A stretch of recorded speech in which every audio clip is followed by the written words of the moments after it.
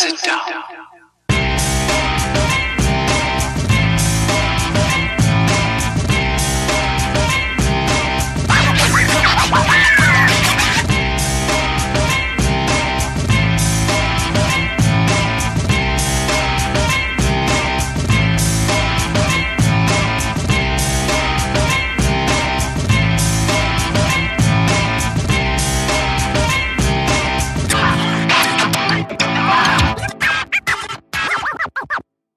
Shut up and sit down.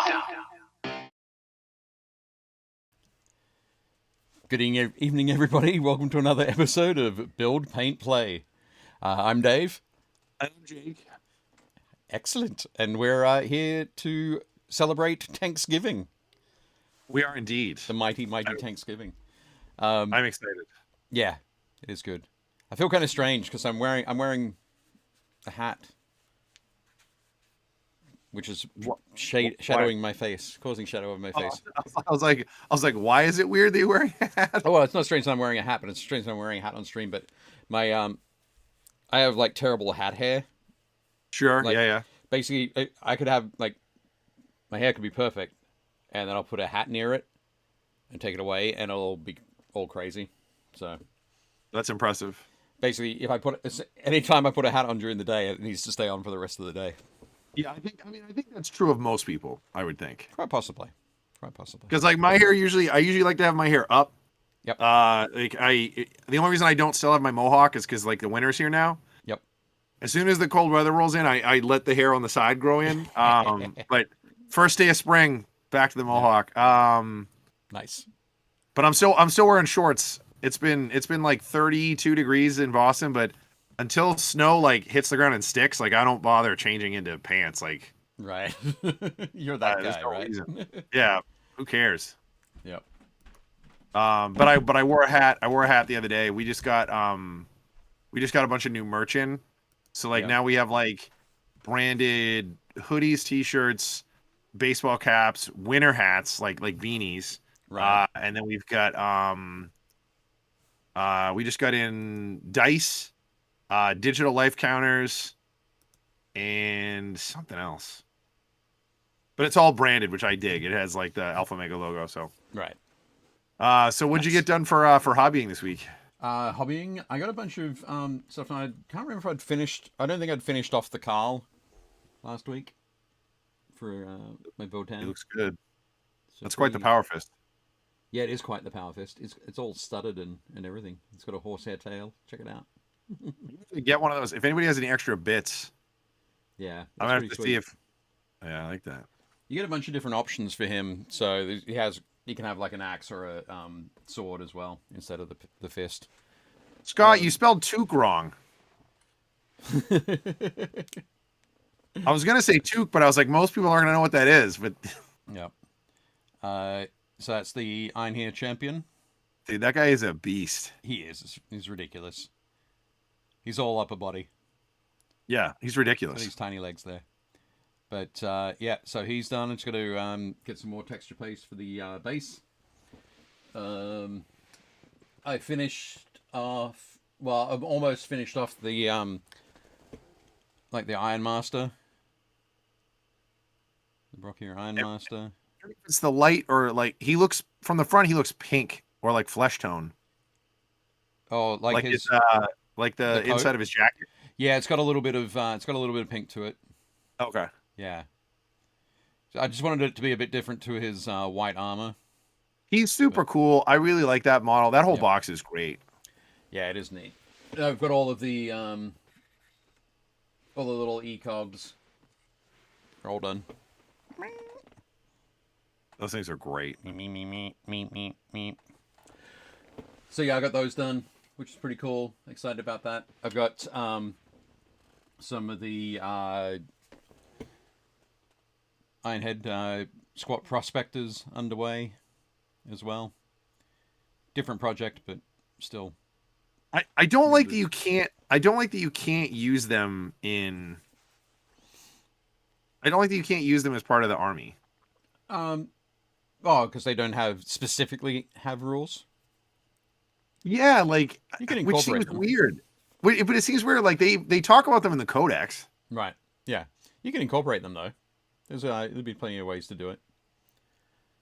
But yeah, so I did that. A little answers here. I've finished basing the custodes that I've been painting on commission.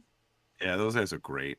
So they're all done except for, amusingly enough, the tank. What is that thing called? It's the Caladius. Oh, okay. I wanted to say Gladius, and I was like, that's not it. No, that's not it. It's the Caladius. So yeah, that's the last piece for that commission. I've got to work out how I'm going to mount it to its base, which is that. So So I don't know if he still makes them. The guy from Magnet Baron, yeah, has those like big like acrylic dowels that are pretty good gauge for doing like tanks and vehicles and flyers and stuff. Yeah. I think I have some around. I mean, it already has a hole in the bottom to receive something like that. So I just got to find something, and it'll be fine. Because I've still got to paint it, which would be it's that other thing, just that other little thing that I'm going to do.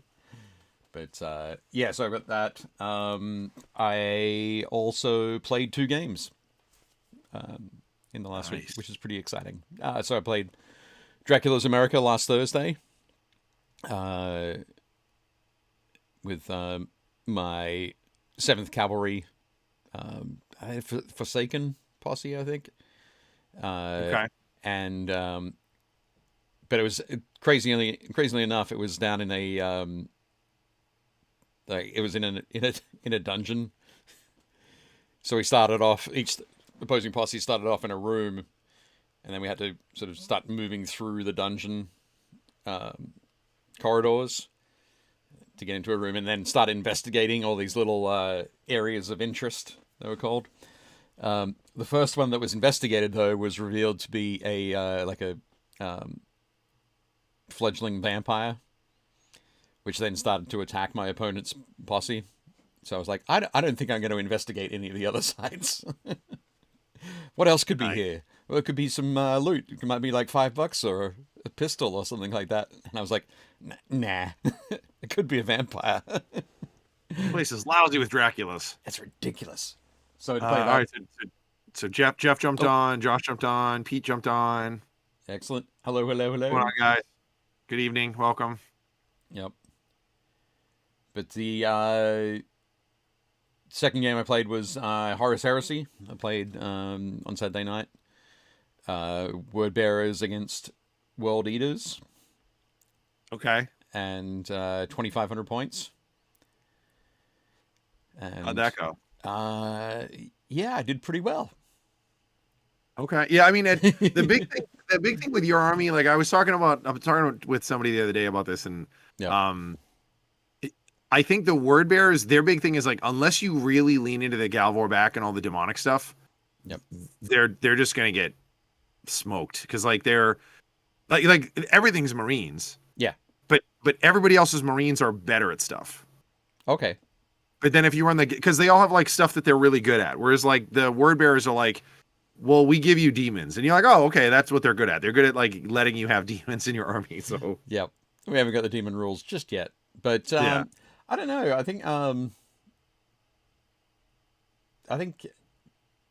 you've just got to do what you can do with your regular Marines sort of carefully. So, like your big block of 20 Marines is there to camp on, like protect the funnel to like where your enemy is heading. So if you got, in the scenario we were playing, it was one where you put an objective in your opponent's.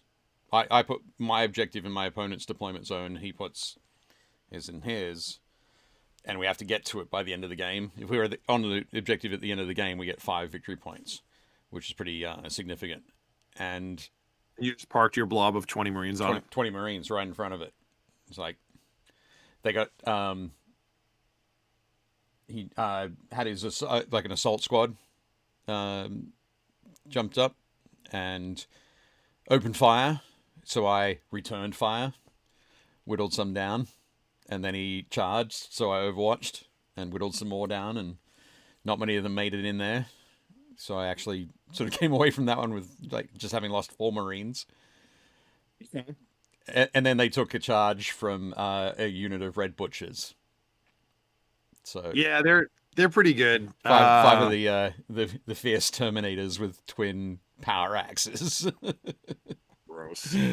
It took like 2 rounds of combat to get through them. For them to get through me. Which by that time I was able to get some Galvor back over there and not actually finish them off. Yeah, Pete was actually in my shop a couple of days ago playing his World Eaters against he got 2 games in. So the first game he played against one of my regulars, Jake, and Jake was running Thousand Suns. Yep. But his list, he doesn't have any way to deal with dreadnoughts. Right, okay. Like his list is, he has a Spartan and then it's all infantry. Right. And the problem is that, like, you know, in Heresy, like the more that we play, the more that we see, it is definitely apparent that dreadnoughts are the most swingy unit in the game. Like they really, really outbalance things. And to Pete's point, it's not like they're hard to counter, but if you don't have a way to counter them, like you are putting yourself in a bad spot. Right.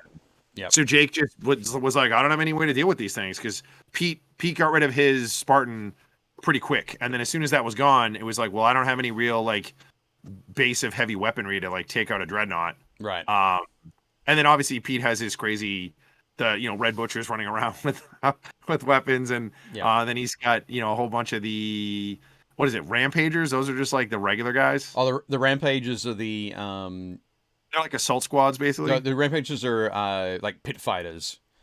So they can have like meteor hammers, which are fierce. And it was like pole arms and chain. Like that looked like a fun game. And then Pete runs Pete has like arguably the scariest Moritat. So he runs a single Moritat with a jump pack and disintegrator pistols, and then he also gives them a meteor hammer.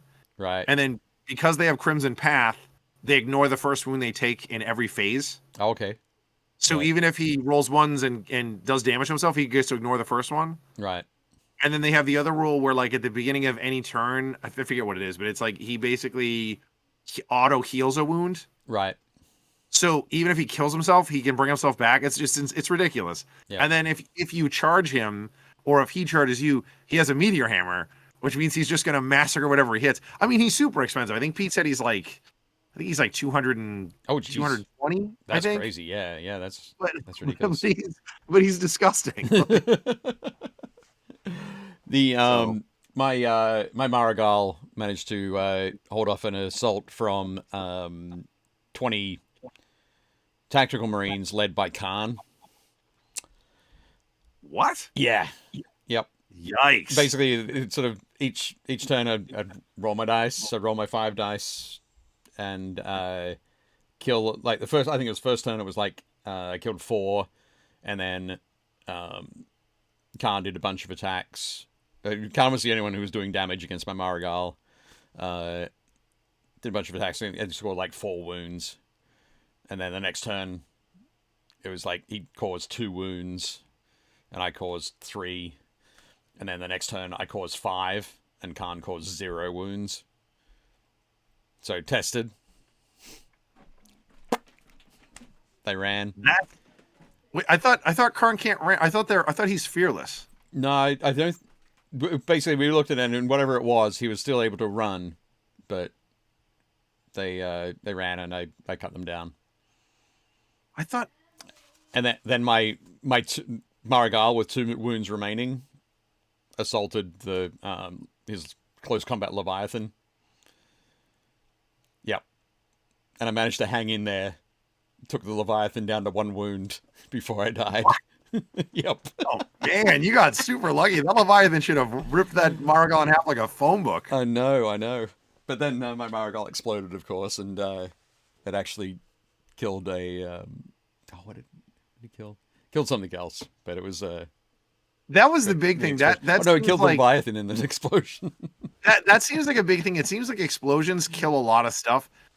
Dave our buddy Dave Pappas, and we'll talk about him later. He painted Yep. the Team Yankee tanks. Yep. He was playing Pete in a second game, so it was World Eaters against Imperial Fists. Right.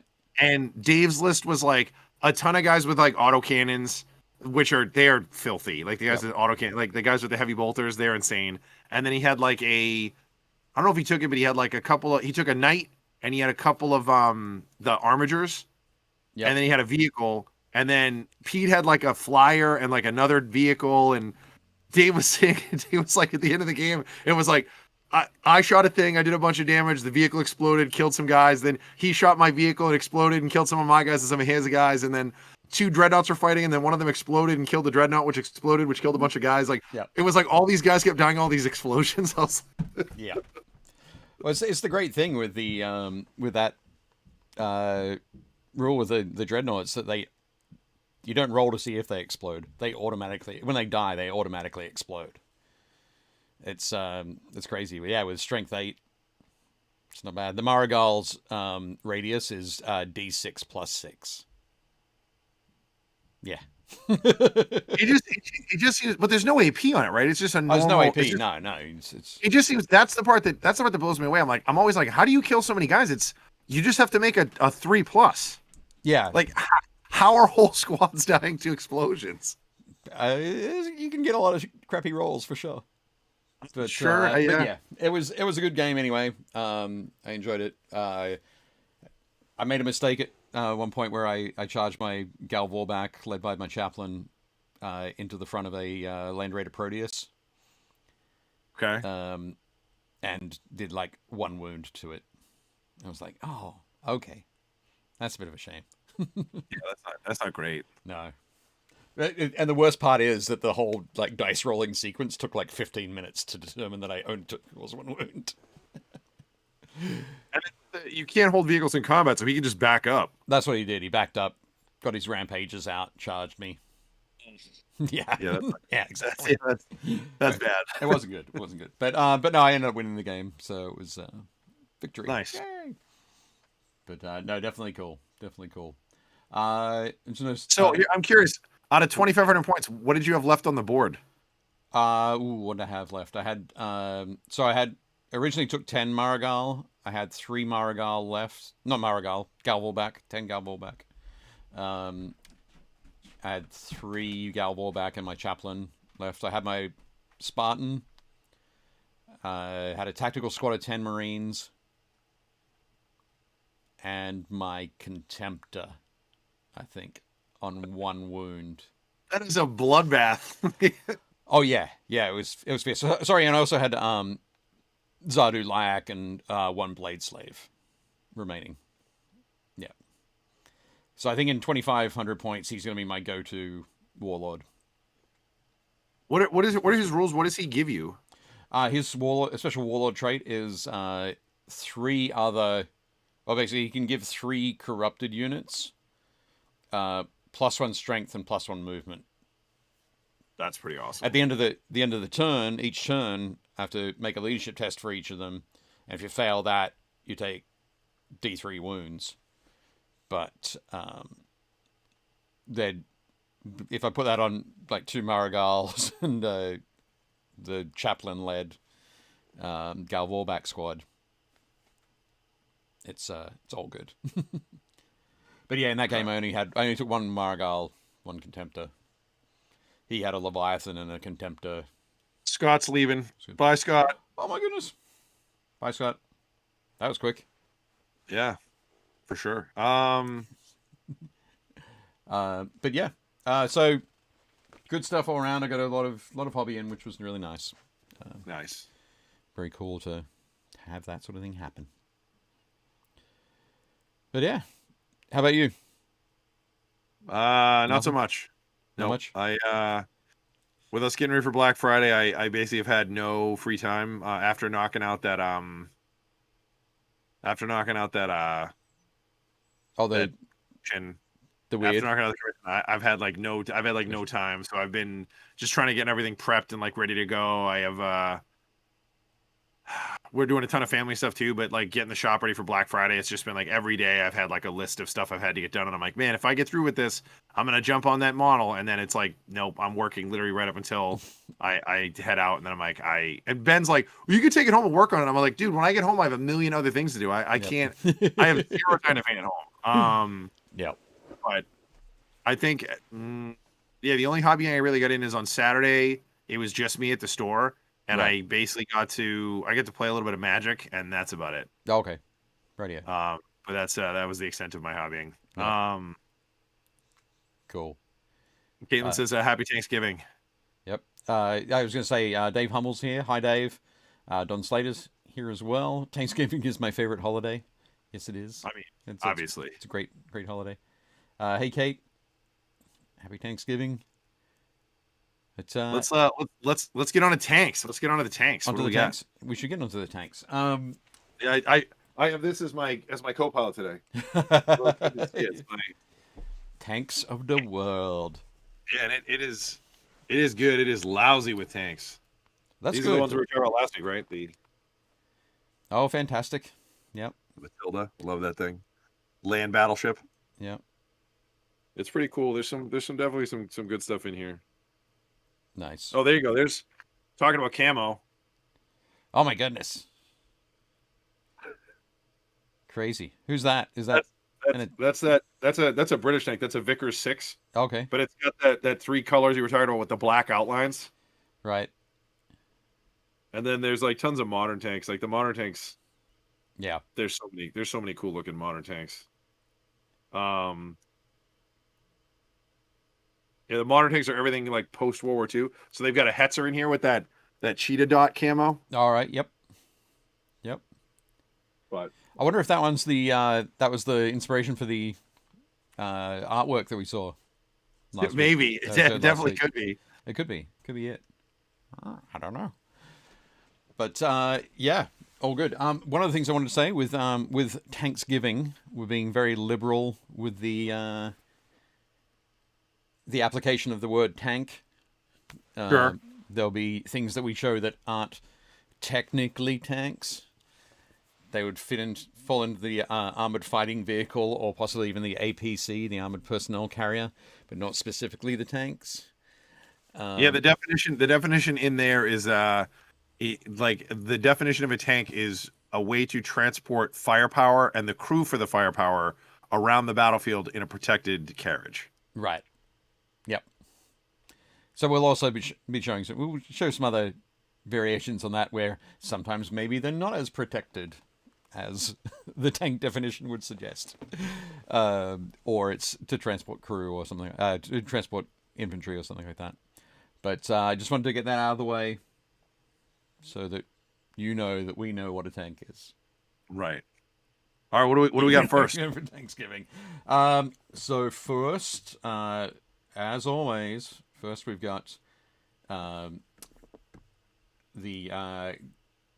Cathy Wappel tribute miniature. Don't forget, head over to Reaper Miniatures. Link is in the description down below, and pick up your copy of the Cathy Wappel tribute miniature to help. I finally got my shirts. I got my shirts today. Actually, I should have put it on. I got it upstairs. All right, nice, cool. So we have that first. Let me bring up the next thing. So the first one I've got on the list is my Stormlord, which we're using as the main image on the other. Let me switch over so I can see what we're talking about here. So yeah, this is the Stormlord that I built. I actually converted this before the Stormlord kit came out. So in I think in the Apocalypse book back in like 2007, the Baneblade kit was released, but then they showed this like a silhouette of the Stormlord. Okay. And had the stats for it. And I was like, that is fantastic. I have to have one of those. I must build it now. How did you make the Vulcan Gatling guns? I made those out of plasticard tubes. And because that looks it looks like the Stormlord. yeah, well, there were, I think they might have had sketches, or it might have been, I can't remember where it came from, but there were pictures that I was able to work off and sort of build that around. The front plates are different, quite different, but because the tank is supposed to hold like 40 infantry. That's insane. I know. The rules of that thing are gross. It's totally ridiculous. But I needed to have that. I wanted to have that assault sort of hatch at the front, so the hatch can lift up, bottom bit falls down, and then the 40 troops can run out the front. And then, of course, you've got to have the double sponson setups on the side. So that's a Stormlord. That's not a Stormhammer. Oh, might be a Stormhammer. I'm not sure. Having said that, now you got me thinking. I thought it was the Stormlord. I'm pretty sure it was the Stormlord. I think you're right. I'm gonna go onto the GW website. They show all of them, so I'm just gonna pull it up and go and have a look at that. And while we're doing that, so up on top of the this, you've got the driver and the gunner poking their heads out of the hatches. Did you make them Vestroyans? Yeah. So I've done this. I turned my Vestroyan army into my Solar Auxiliary army because the look of the Vestroyans is very much sort of handed down over millennia from 30K, when the Vestroyan planet, or the planet of Vestroya, was tithed with raising their first regiment. And they basically said, no. They said to the Emperor, no, we're not going to do that. They didn't side with chaos, but they just didn't raise a regiment when they were supposed to. And much to their shame, following the Horus Heresy, which is why all firstborn sons of the of Vestroya must serve in the Imperial Guard. That's pretty dope. I didn't realize that. All right, so here we go. So here's the variant. Yeah, basically all of their equipment, their lasguns, all that sort of stuff is handed down from 10,000 years earlier. Yeah, so you're correct. That is a Stormlord. So the cool. Stormlord has the twin-linked Vulcan Mega Bolter. Yep. Then dude, I love that you can make 6 variants. This is the Shadow Sword, the Bane Sword, the Bane Hammer, the Doom Hammer, the Storm Sword, the Storm Lord, yep, the Bane Blade, and the Hell Hammer. Yep. So good. It's basically hammer, blade, sword. Storm.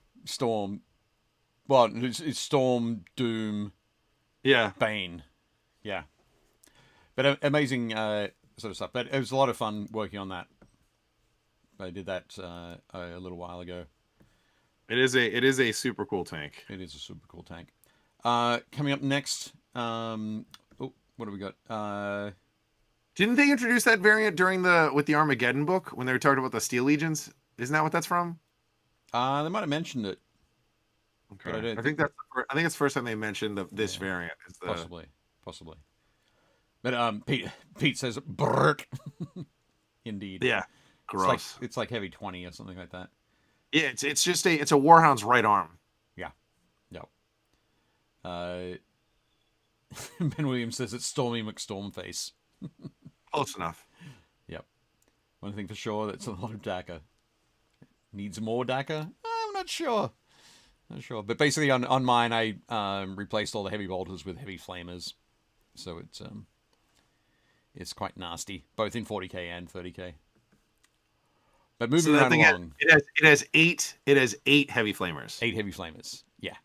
You can clear infantry away. So Dave Hummel has been waiting for this week for a long time, I'm sure. Dave has a lot of tanks. So if you check out, I saw his pictures when he posted this. I thought it was Ravengard, or not Ravengard. Blood Ravens. I thought it was Blood Ravens. Blood Ravens. No, this is Shadowhawks. I think it's Shadowhawks, isn't it, Dave? Is his custom chapter. But yeah, this is his first company command Land Raider, I think. It's awesome. It looks great. Yeah, it does look super cool.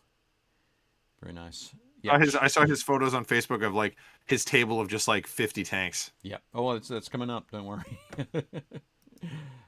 So we've got that one. I put this one in, this artillery piece. So this is the it's a whirlwind. And I think these launches are Forge World launches. I could be wrong. But so the Rhino chassis with the wonderful. No, I think that's launches on the back. I think that's the regular Whirlwind one. That was the one where they in the newer kit they gave you the two different options. You could either do the rockets or the missiles. Oh, okay. It either has 2 and 2 bigger missiles, or it has 5 and 5 of the pointy ones. Oh, okay. Radio. I don't remember which one's which, but like I think that's just the regular kit. Yeah, it could be the one. Dave just said regular plastic kit. So, but it looks very cool, and if it didn't have so much bone on it, with all that that wonderful sort of devotional scripture on there, it could be a word bearer's piece. It could be. It'd be awesome if it was. Next up, so what I tried to do is, from all the tanks that people posted, trying to get a bit of a mix going through. There's no particular thread where we start with the biggest and work to the smallest, or start with the smallest, work to the biggest. They're all over the place. Variety. Just some variety, some fun. But Dave says, maybe they are. Settle down. You're not Alpha Legion. That'd be scary. But so this next one is another Land Raider, but it's the Terminus pattern.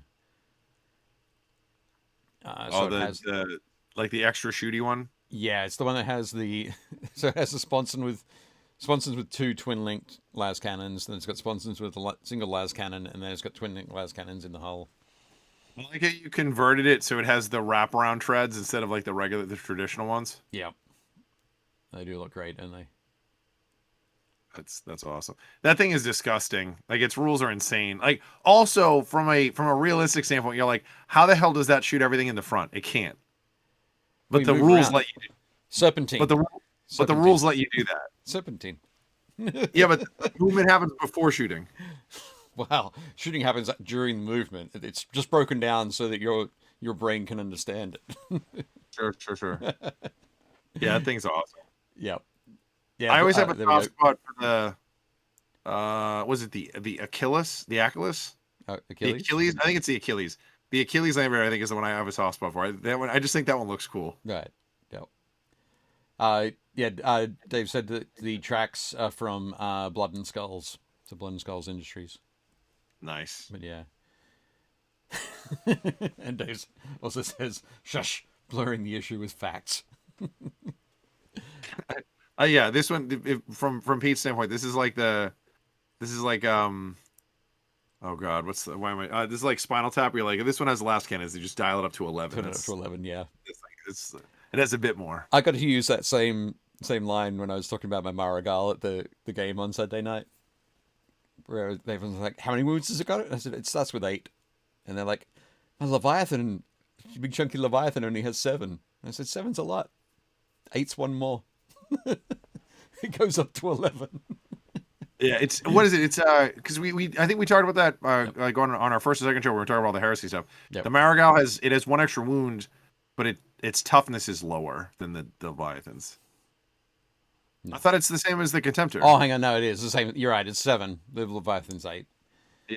Yep. So that's the difference. It has 7 toughness, 8 wounds, whereas Leviathan is 8 toughness, 7 wounds. So I mean, it's kind of a wash, but yeah. I just realized something as well. I under strength. Made it under strength, the game. Boo.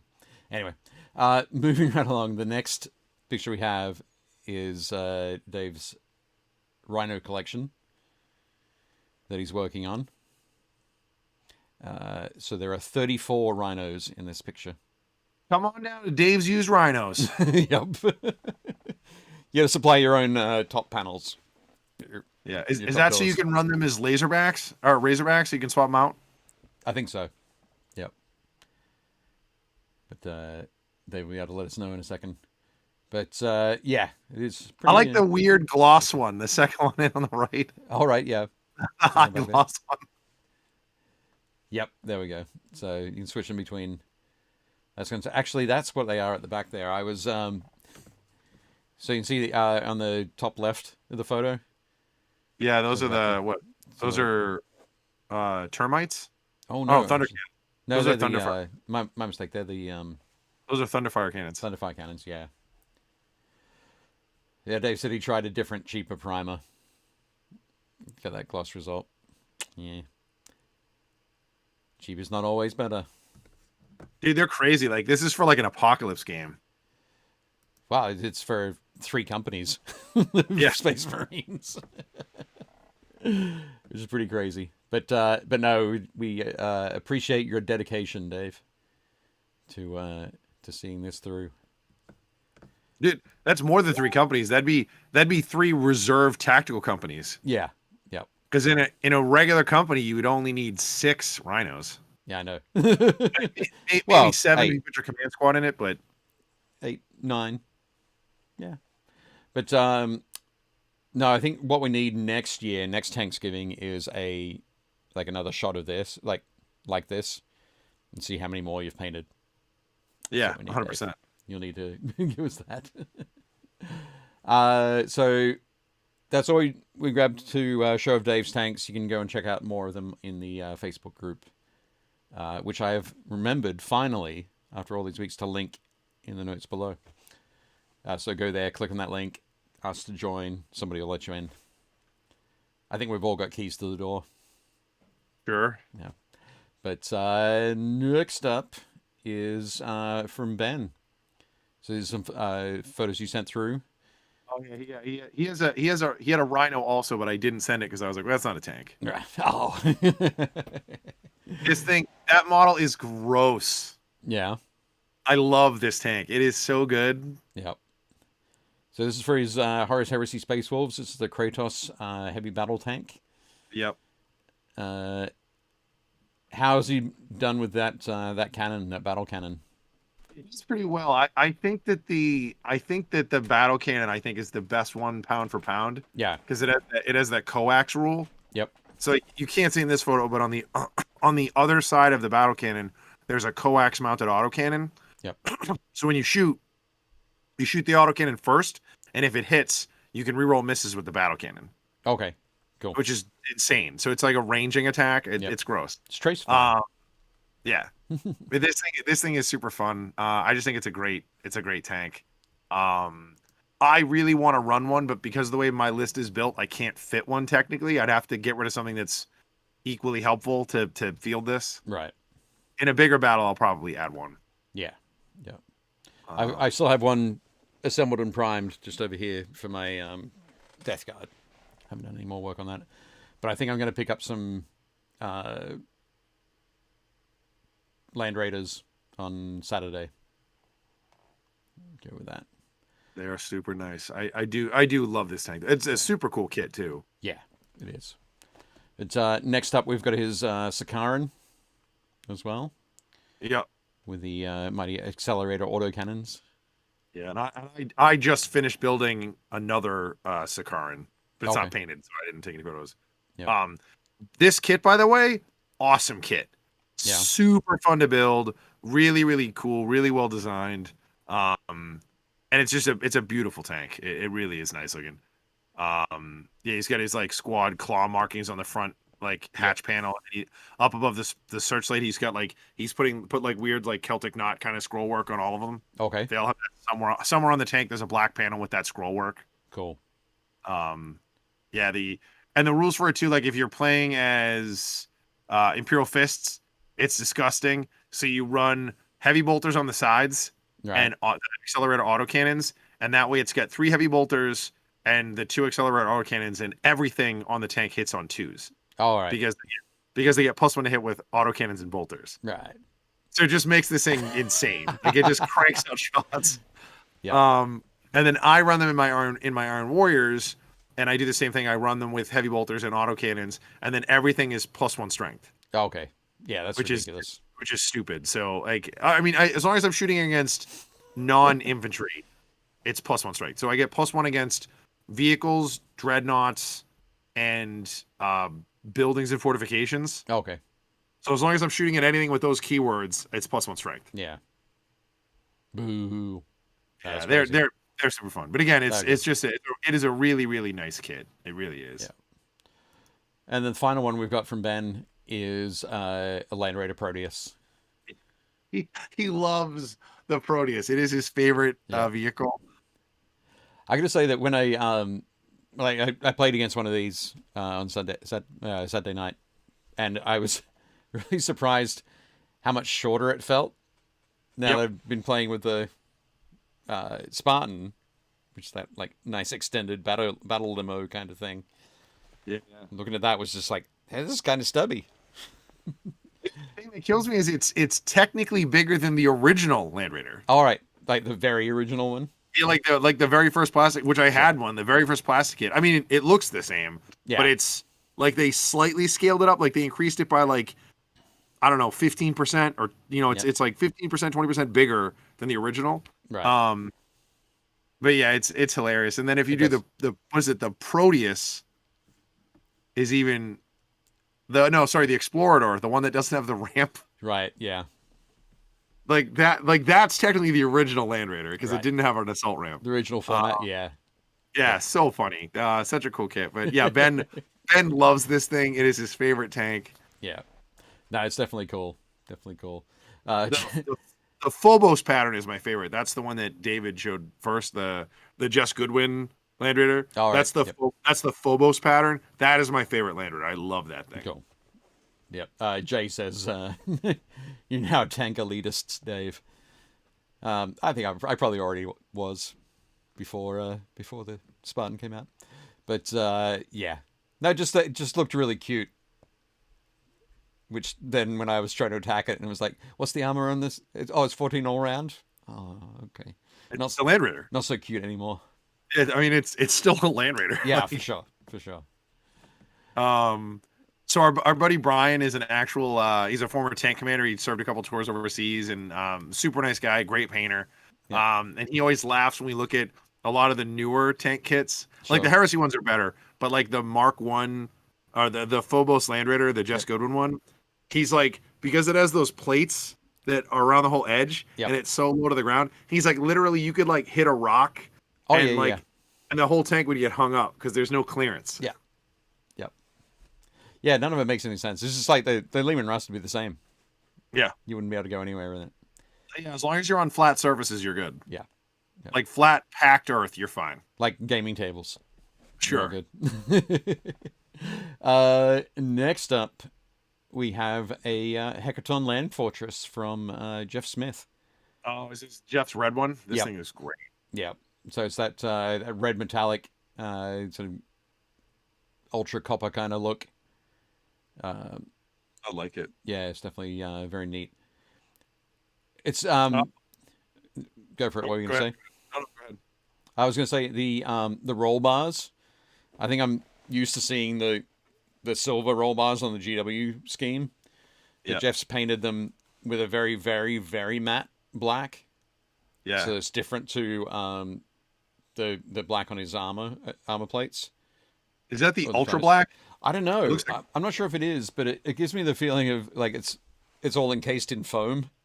Yeah, like safety banners. Yeah, it's like a safety sort of thing. I will say one of my favorite things about the GW paint jobs is that they did the it looks like welded steel. All right. Yep. And they did like the discoloring at all the joints, so like you could see where it'd be welded. Like such a cool little detail, but it looks so awesome when they do it. Yep. I have not built one of these yet, and I haven't seen them out of the box. Jeff can probably answer. Is the canopy and like the actual covering, is that two pieces? Oh, what do you mean So there's like the red part of the canopy, like what would be all like the frame, and then there's like the clear plastic bubble stuff. Is it two pieces, or is it one piece and you had to very carefully paint around all the window panes? I think it's the second. I said last week that I'd try and put it together, but I didn't. I lied. But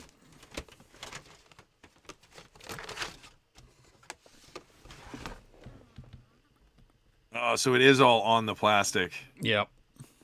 Okay. So You don't like that. I was hoping that it was just like a clear bubble, and then like the frame you'd put over it. no, that would be cool. But I don't think they haven't really done that for.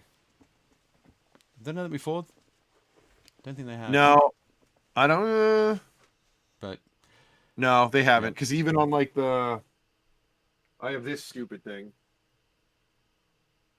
I have like the Space Marine, the Angry Bee.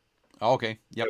The Storm Talon, and it's the same thing. Like they have all of the stuff on the cockpit is printed, Right. all one piece. So you have to like paint around. Paint around it. Yeah. But no, it looks good. Jeff said in there that you wanted a powder coated look for the. Yeah, well, you did it. It looks roll-bars. good. Yeah, definitely looks neat. Good stuff, Jeff. You're racing along with those guys. It's such a cool tank. The next one is from Jeff as well. This is for his Space Wolves. So it's I don't know, is it the Gladius? You mentioned it before. Is the Gladius the big? Yeah, that's the Gladius. Right, the big like mega impulsor. Well, the Gladius is just the Predator impulsor. Oh, it's the Predator version. Okay. Yeah, like the Repulsor is the Land Raider version, and the Repulsor So Executioner is the tank version of the Land Raider. Oh, okay, radio. This is just like the Impulsor is a hover Rhino. The Gladius is a hover Predator. Okay, radio. Cool. But they are super cool. Yeah, and this one looks great. Jeff can let us know as well in the chat which what do you call it? My mind's gone blank. Which great company this is? Is that? The red. That's not Sven. That's not Sven Bloodhowl. That's Oh, I should know this. It's the Wolf Eating the Star, and I can't think of the name of it. It's Harold Deathwolf. yeah. Reaper Harold Deathwolf. Yes, then you can run Harold Deathwolf, who is the guy riding the Thunderwolf. It's the named character on a Thunderwolf. Oh, okay. Radio. Nice. But no, it looks great, Jeff. Nice work. Yeah, it looks awesome. Excellent. Next up, we have a shot from Dave Laren, who's one of the guys local to me here in Baltimore. This is his Fortress of Arrogance. Nice. Yarek's ride on Armageddon. Look at him up there. Look at him up there with his. All he needs is his thumb out. Like he's just like death to everybody. This tank is the best. For sure. No, it is pretty cool. I would have liked to have seen a shot from like 3/4 or from the side. That's where I think you get the most out of that pulpit at the top of the our buddy Dave, Dave Pappas built his own Fortress of Arrogance, and on the side he filled in all of the filigree with skulls. He bought 2 boxes of the Citadel skulls. Oh, okay. And put them all in there, so the whole I don't know what you call it, like the fresco, like the whole side is all actual skulls. That's amazing. It's pretty crazy. I mean, the piece that was originally done had the scroll work through it, and then all the skulls were painted. Yeah. But yeah, to actually do those 3D is pretty crazy. Yeah, it's pretty insane. Amazing stuff. So this is another shot. Next one is another shot from Dave Laren as well, featuring a Macarius tank. Oh, Forge World job. Okay. Yep, at the front with the twin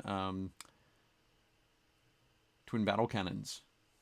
That thing is awesome. The only thing I ever see with that tank though is I'm like, man, talk about waiting for like a disabling hit. Like it's all treads in the front. You're like, oh, I'm just gonna put a round through your treads, and yeah, that tank's too big for me to kill, but I'm just gonna screw up your treads and I'm gonna leave. Right. Like there's no plates covering the treads.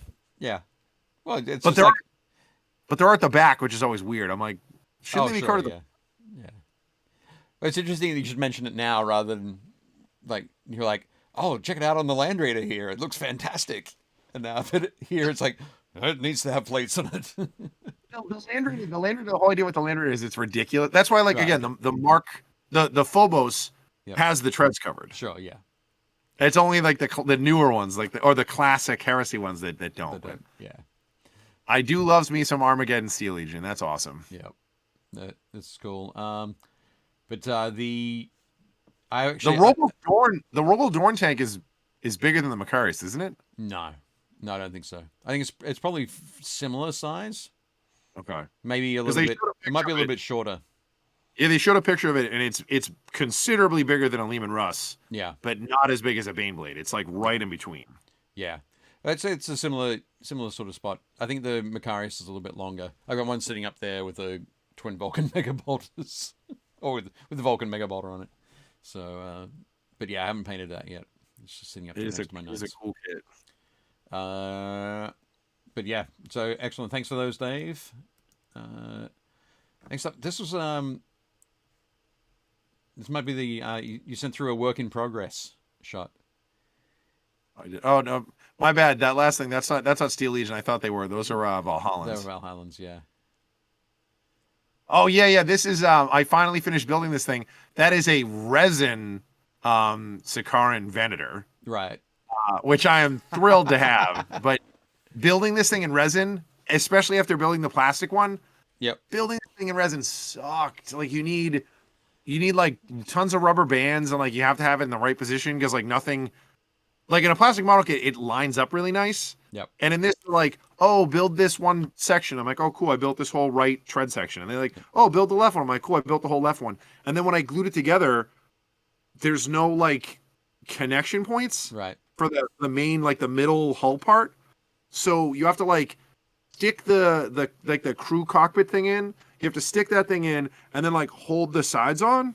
Yep. And I was like, this is insane. So I like put rubber bands around it so I just set it down. It's so dumb. And then like it cured like I don't know if it's just because it was warped or it cured wrong, but it's like just offset. You can't see it in this photo, but like if you touch it, it like does this thing. Oh, it does the like it's just a little off, and I was like, oh, that's gonna drive me nuts. So yeah, but cool.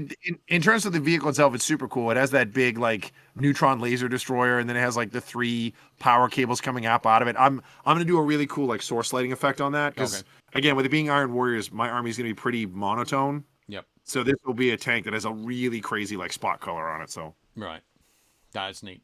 Very cool. And next up, we have some models of real-world tanks. So this is one you sent through. Dave, is this Dave's Team Yankee stuff? Yep, Dave's Team Yankee stuff. So are these are challenges? Is that right? Are those challengers or chieftains?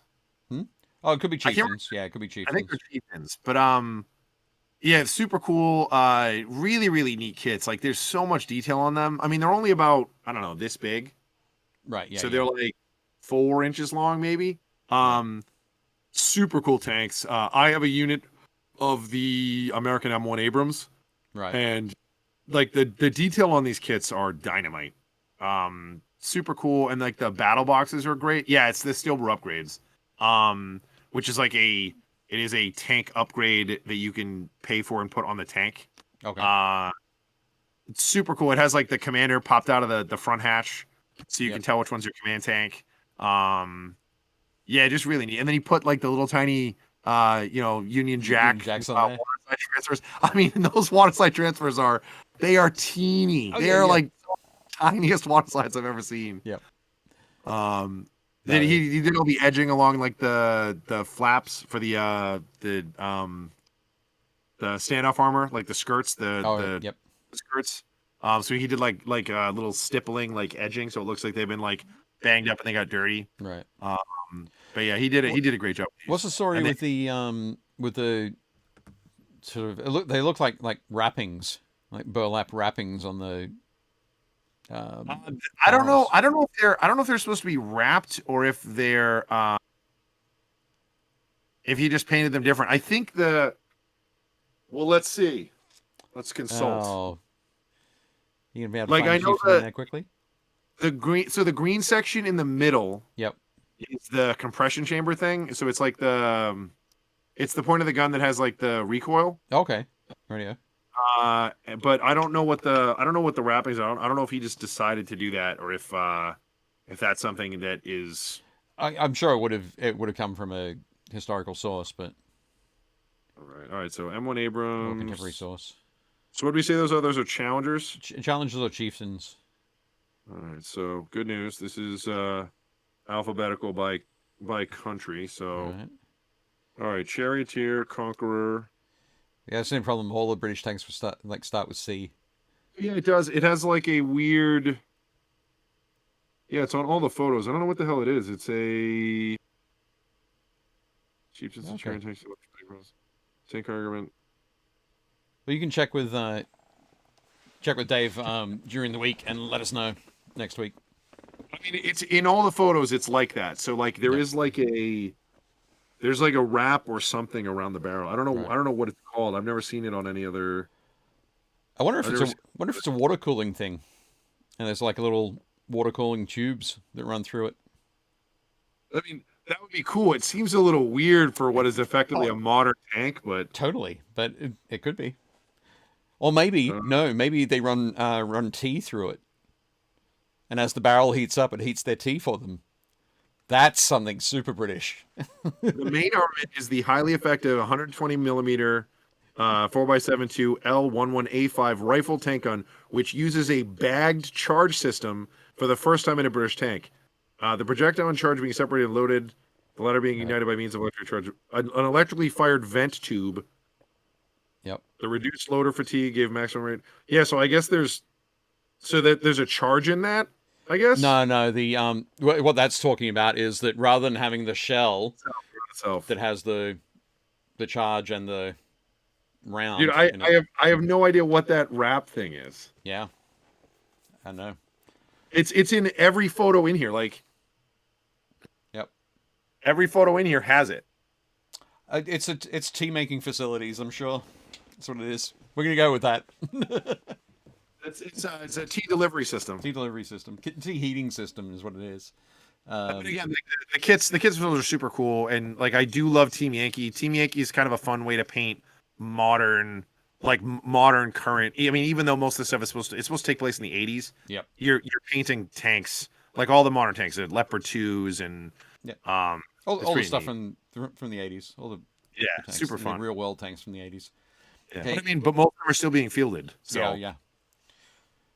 Next picture is from Adam DeWitt, and these are a whole bunch of Lehman Russes. But the really cool thing about these is the turrets. Those look like the new Horus Heresy Predator turrets. Well, they're like I was going to say they're like the old plastic Predator turrets, which is that dome shape. Oh, okay, yeah. Yep. But I'm guessing that these are 3D printed. It makes them look super like Soviet, like they look extra Russian or like Chinese. They're like weird looking tanks. I dig it. Yep. The and with that color scheme, that like the black and the sort of the Martian Earth kind of color, and those rounded turrets, they have a very for me they have a very Adeptus Mechanicus kind of feel. Okay. Sort of drafted to them or connected with a Forge World of some kind, but. Yeah, I think they look really neat. Particularly, like, seeing that lovely line of 6 of them there. Get some cover behind buildings.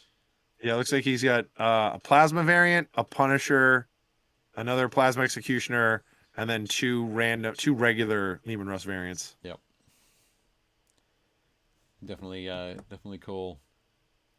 I wonder if he runs them as Predators or... Well, no, he probably runs them as Lehman Russes. I think they'll be Russes, yeah. They all have the same variants, so... Yeah. But no, it definitely looks cool, that different turret. Yeah, it definitely makes it, like, his army would be very memorable. You're like, oh, right, the guy with the rounded turrets. Like, yeah, those are cool. Yeah. So this next one is the glaive from, this particular one's from Tristan Hoare. So... You gotta love the complete lack of, like, any sort of camouflage whatsoever. They're like, let's just paint it blue. Let's just paint it bright blue. The bright blue. Well, I love it because it's got that. It goes from that sort of teal kind of look through to like a violet or an indigo Yeah. kind of color there. Oh, I guess it's got the, what do you call it? He's got the dazzle stripes on the front, so you can't. But the such a cool tank. yeah. So this is the glaive, obviously, with that rounded turret and that awesome big Volkite macro seeker or whatever it's called. Is that the big one, the macro seeker? I don't know, but it's super impressive on here on the tank. It looks great. But yeah, Jay says a subtle statement from the Alpha Legion. Absolutely.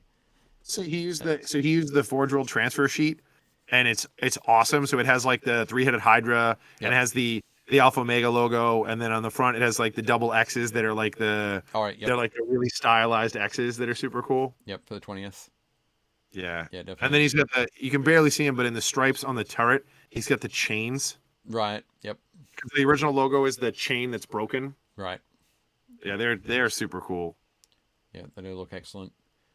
Just as the flat barrel reminds me of tanks from Tron. Yep, totally. Yeah, it definitely does. Yeah. It just shoots big rectangles. Yep. He says, I love the Mega Choom. Wish it hadn't gotten the nerf in 2.0. Yep. So one of the tanks I have yet to get to, and I have to wait till we do a huge battle because the points for it are insane. I have the tank killer version of this. Okay. It's the, oh god, what is it called? It's the one that basically has a Reaver Titan's right arm as a turret. Okay. Yeah. Oh god. Just while you're thinking of that, Jeff says that the wrapping on the chieftain barrels is a thermal sleeve to regulate barrel temperature. That makes sense. Thank you, Jeff. It was going to drive me nuts. I was going to be out as soon as we got off the show. I was going to be online, like, ripping through the internet trying to figure out what the hell that thing is called. So they're all swords. So there's like the glaive. The falchion. The falchion. It's right. Yeah, the falchion is what I have. Yeah. Yeah. That thing is insane. It has like the big the dual like neutron destroyers. I was like, oh god. Yeah. And Jay just said falchion. Yeah. So good. Its rules are absurd. Yep. This next one is a fantastic modeling piece from buddy Thomas Wynn, and it is a cutaway of a Lehman Russ. So it's done in a very particular modeling, like scale modeling style, where basically you can see the interior and all the important stuff that's going on. That's awesome. Yep. And so you've got like the driver, and then you've got apparently like a radio operator / no, the guy with his back turned. The one with his back turned is a sponson gunner on the far sponson. So he'd be operating. Right. Yep. So what you'd also see, like if you had the sponson on this side, you'd have another gunner. Yeah. Facing this way, but he decided not to put that in so you could see the other stuff that's going on there. So weird to me that this thing has a crew of 5. Well, 6. Technically. I thought only the command tank has 6. Well, if you got a driver, forward gunner, 2 sponson gunners, a loader, and the tank commander. So I thought you don't get. I thought this thing has an auto loader. I thought the Lehman Russ has an auto loader. So you've got your gunner.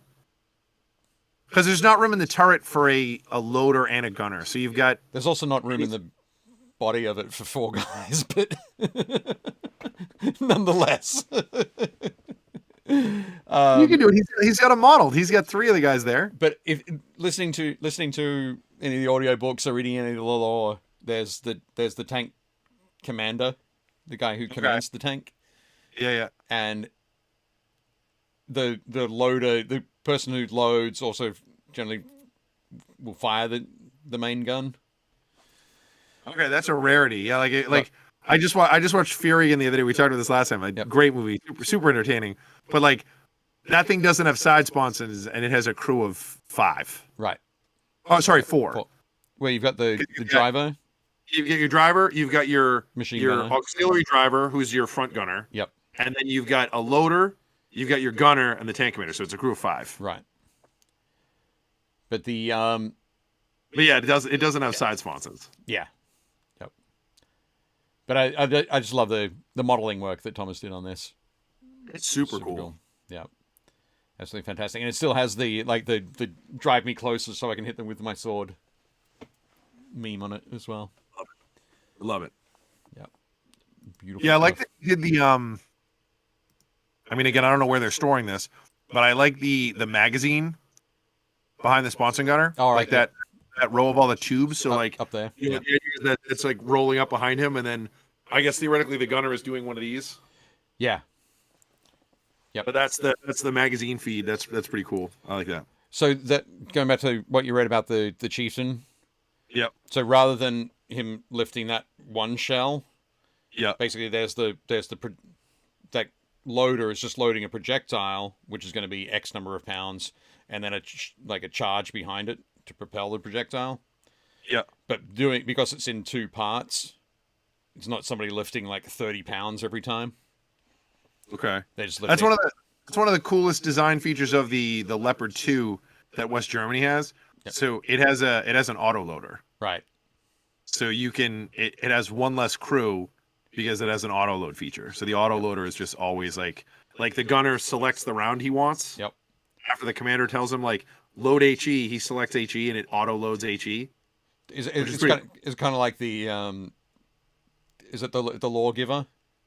Yeah, it's armed with a law. It's armed with a German. I don't remember I know the German for lawgiver. I'm sure it's 19 letter word. But yeah, you select the round you want and it auto loads it. So nice, excellent. Yeah. Recoil of the barrel. Jeff was saying if there's the space available, there's only room for 2 rounds of ammo. And Pete says, whoa, you're suggesting 40k tank design is unrealistic. Not at all. I'm not suggesting it. I'm stating it outright. Very clear. 3 rounds as long as you leave one in the breach. Like, you know. Yeah. You could leave the base with one like already hot and ready to go. You'd have to. Now, Josh is right. It's not so much that the tank design is unrealistic, it's that the vehicle scale is slightly different from the infantry scale. Yeah. Yeah. So for sure. Cool. Next up, we've got Pete's submission, which is this awesome super heavy walker from Mortian Tank, the German company. Nice. Yeah, this piece is super sweet. Looks gorgeous. I got one of these waiting to be built. It looks like a bunch of onager parts. Yeah, well, it's basically this is all like resin cast. The guy that runs Morty and Tank designs it all. 3D prints it. Has another company that does all these resin casting for him. But yeah, this one's super cool as well because it comes with like 6 different main weapons. So this one's the we did talk about it, Pete. I can't remember what you said. Plasma blast gun. Is it the Storm Blade? The big plasma version? Let me see. I left it open. Yep. They don't actually show the plasma one. Okay. I think the plasma one, if I remember correctly, is the Yep. Doom Sword? No, plasma's the Storm Blade. Yep. Storm Blade. Right. But yeah, this kit comes with all of the options. So you can make it the Shadow Sword, you can make it the Storm Blade, you can make it the Storm Hammer, Doom Hammer, etc., etc. So, but yeah, definitely super cool. I've got mine that I'm going to build mine up and put it in alongside my Mechanicus army when I eventually get to it. That's cool. Is that like a Vestroyan popped out the top? It looks like it is. Yep. For a Shaco. Yep. And Pete's done that fantastic World War I style camo we talked about. Yeah, we talked about that last week. The 3 colors with the black outline. Oh, this is 4 colors. It's got 4 colors there, yeah. But yeah, with that black outline is great. Pretty cool. Pete says the more recent Mordian kits are much easier to assemble. This one was hard. Yeah, the one I've been working on is it's a big kit. I mean, it's a super heavy size. Yeah. And, well, I mean, look at how tiny the guardsman is. Like, yeah, it's definitely. Yeah. But no, definitely cool. And Pete says that's based on a French camo. Nice. Yeah, I dig it. Definitely I like it. Probably not the smoothest ride if you're in this thing. Sorry, I just looked back up the chat. Ben Williams said next you'll be saying that the flyers aren't aerodynamic. Come on, they're fine. I mean, the Eldar ones are all super aerodynamic. Yep, for sure. But no, definitely cool there, Pete. Looks great. Oh, next up, we've got your favorite Land Raider pattern from. Oh, is it a Phobos? Yep. So this one's from Jay Walker, who is in the chat. Jay runs Warsenal. Taste the beast. Yeah. So it's a beautiful Minotaurs tank. It just looks awesome. I love that. Awesome. It's like the bronze kind of look of the Minotaur armor, and then just the way that Jay's popped that the little verdigris elements into the battle damage. Yeah, that stuff is the best. Less is more. Like just a little bit, it immediately makes it look so cool. Yeah, this is the Achilles, I think. This is the one that has, or is this the Helios? No, this is it looks like it's. I always get the Helios and the Achilles mixed up. This is the Helios. The Achilles has like miniguns and like a rocket launcher. Okay. Is this got bolters or heavy bolters in the sponson? Those are heavy bolters. It has 2 quad heavy bolters. Right, and John's saying it's Jay's saying that's a Prometheus. Okay. So, yeah. Prometheus pattern. Like thanks to Forge World, there's like 19 variants of Land Raiders now, and I can't keep them all straight anymore. But yep. But this thing is gross. Like this thing is designed to just shred troops. I didn't include the Sanchez pattern, which is one that we came up with a long time ago when I worked at GW. This idea? It was like it was 2008. I think you've seen it, but it ended up donating. I think it was like raffled off for charity at some point. But it's instead it basically takes the Hurricane bolter setup, and replaces all the bolt guns with plasma guns. So it's got 6 plasma guns in each sponson. That's disgusting. Yeah, it is disgusting. Yeah, there we go. I miss the old Razorback alternate you could do where you could get rid of because now it's like you could either do twin heavy bolters, twin last cannons, and then it was when it was a last cannon and a plasma gun. 2 plasma guns on each side. Yeah, of the last cannon. Last cannon down the middle. That thing was great. Yep. Definitely cool. Yeah, you're absolutely correct there, Ben. It says it looks like a White Dwarf picture. But yeah, beautiful work there, Jay. Yeah, that thing's awesome. Looks excellent. Next up, we have a cool little tank from Bing Lee. And I'm guessing this is from... I'm not exactly sure what this is from, but the crew looks like they're Trollkin. Yeah, I think this is from... And that base, that rounded base, I think this is War Machine, I think. Right. But yeah, that's a super... Oh, I think this is the tank from the... I think this is from the board game that they make. Okay. Oh, yeah, right. It's from Riot Quest. Riot Quest? Radio. Cool. The alternate characters you can run in Riot Quest. But yeah, this thing is adorable. Yeah. It's amazing. Yeah, like you could get that, junk it up a little bit and swap out the crew with like Gretchen, and this thing would be amazing. Oh yeah. Yeah, definitely. We've got some grot tanks later on as well. You can see those. Of course we do. Yeah.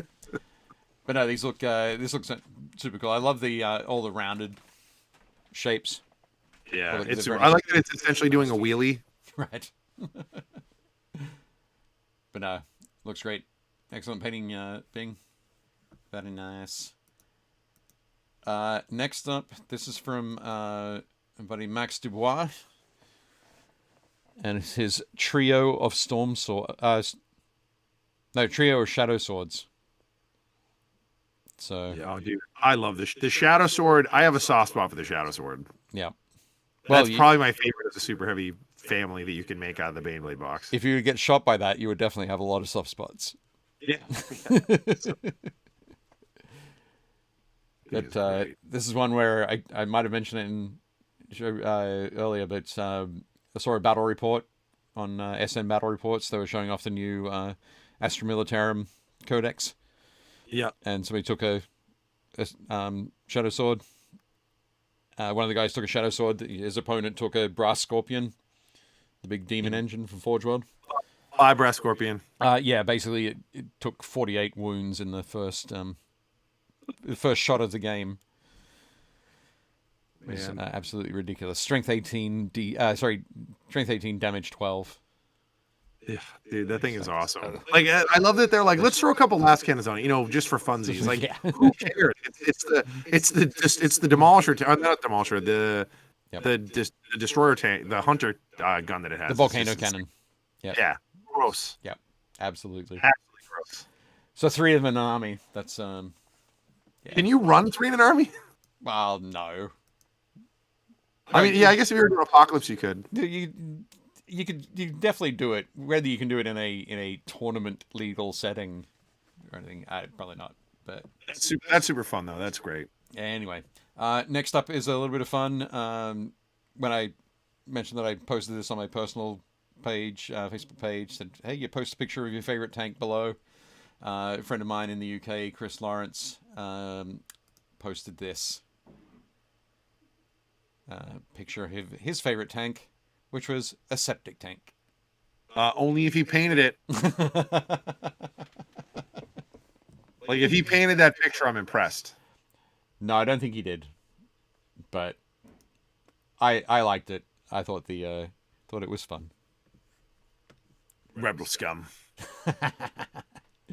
But the next one we've got is from Aaron Provost. It is a Sons of Medusa Land Raider. Speaking of weird little tanks like that weird Riot Quest tank, Yep. Would you consider the Angry Lawnmower thing from the Nurgle Army, is that a tank? Oh, no. No? No.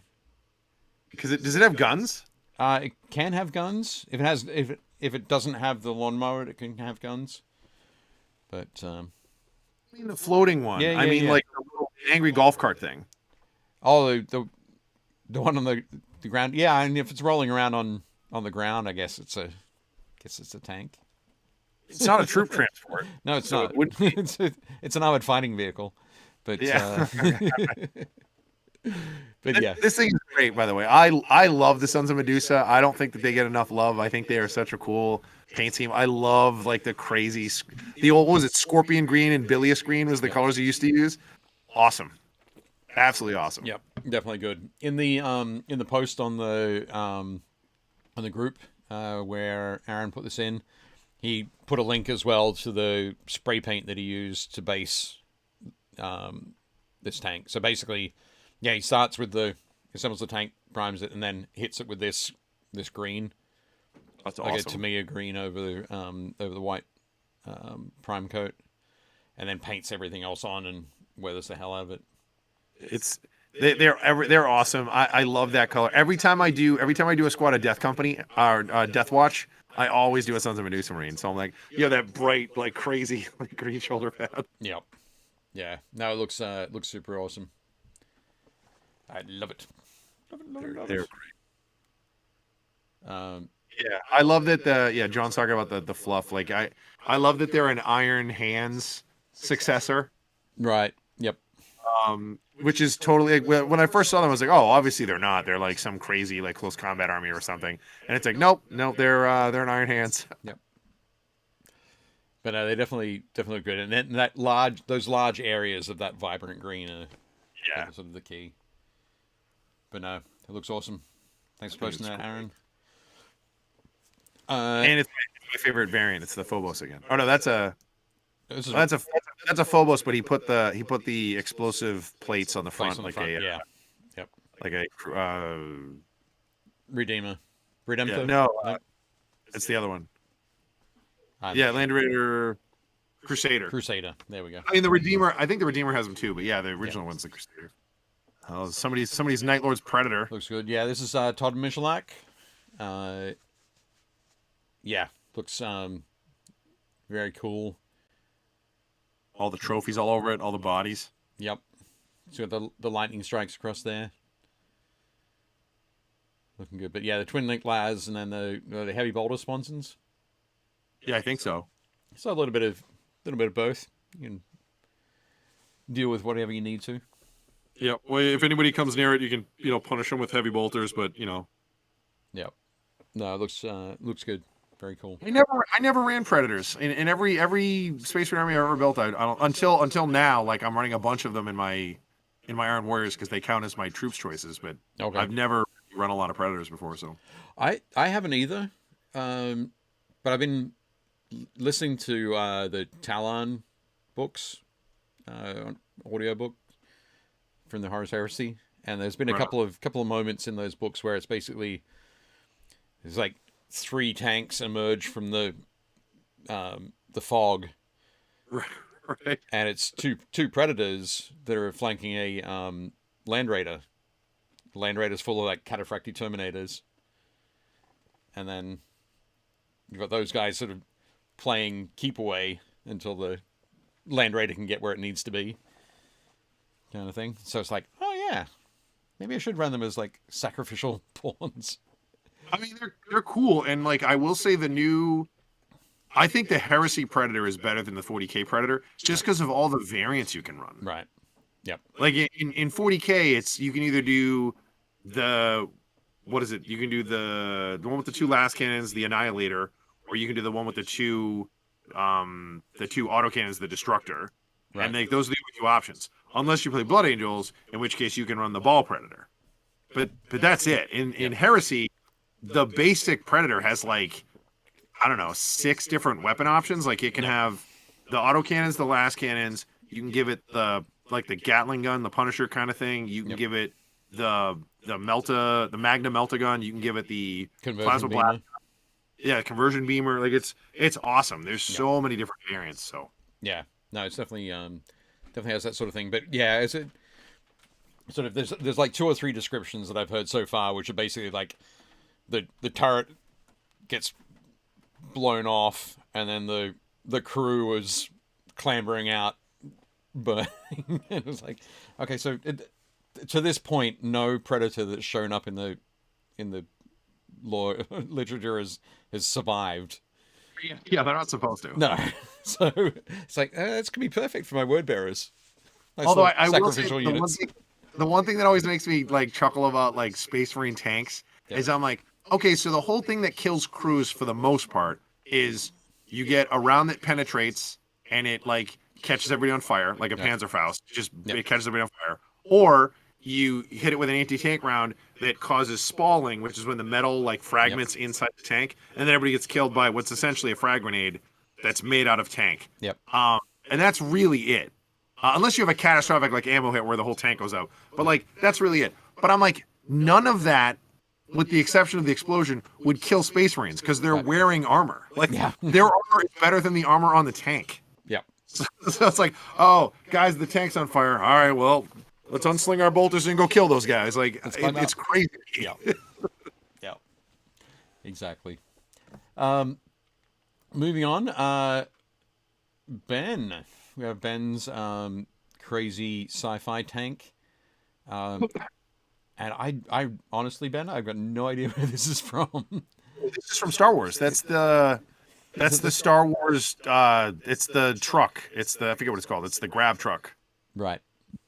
So the rebels use it. It's essentially like a UPS delivery van. Okay. Like repurposed. That they've stuck a gun on. Yeah, they mounted a gun on it. And I like that there's all like graffiti on it, like it was parked somewhere. Oh yeah. No, Ben's done an awesome job with that graffiti. It looks fantastic. Super, super cool. Yep. Speeder truck. There we go. There's an awesome picture in like the artwork on the box for this. And like Ben and I were like, oh man, I really wish that came with that. Like they have like it has sliding doors. Yeah. So they have one picture with the sliding doors open, and there's like a Wookiee with like a machine gun in the door, and I was like, oh, why doesn't it come with that? Like it should totally come. You gotta supply your own Wookiee.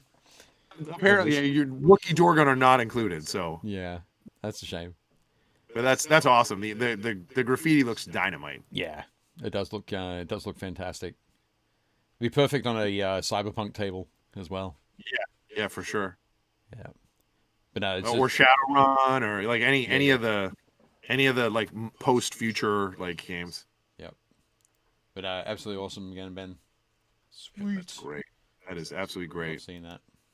Especially the other thing cool that's really cool too, Ben. You did a great job with the fact that like, so if you look at the top and like the edging, it looks like you're like, oh, it's an old speeder truck because it's all like, you know, it looks really worn and like, you know, dull.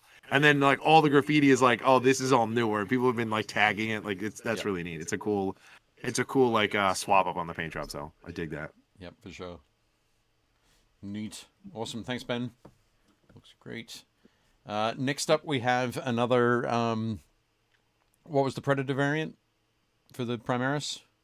The Gladius. It is Gladius. Oh, no, that's the Land Raider version. Okay. So like, which one is this? That's the Repulsor. Oh, okay. Right here. The Repulsor is disgusting, and then the Repulsor Executioner replaces that like adorable turret with like a big turret. Okay, right here. Literally it's exactly the same. It just has a bigger turret. Yep. But yeah, this thing is dynamite.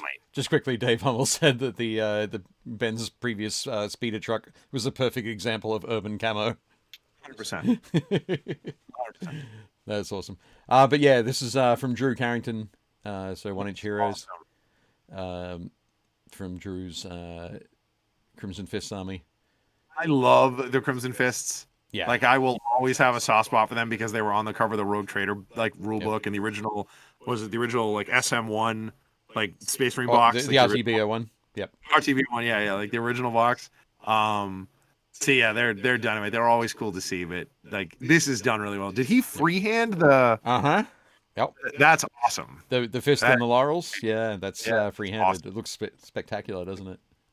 Yeah, and I like how he like sort of like edged out and faded the panels. So the front, right where the repulsor like tracks are, it looks like it's stripped down to almost bare ceramite. Okay. Because the whole point of those is those are the repulsor, like those are the repulsor part. Yep.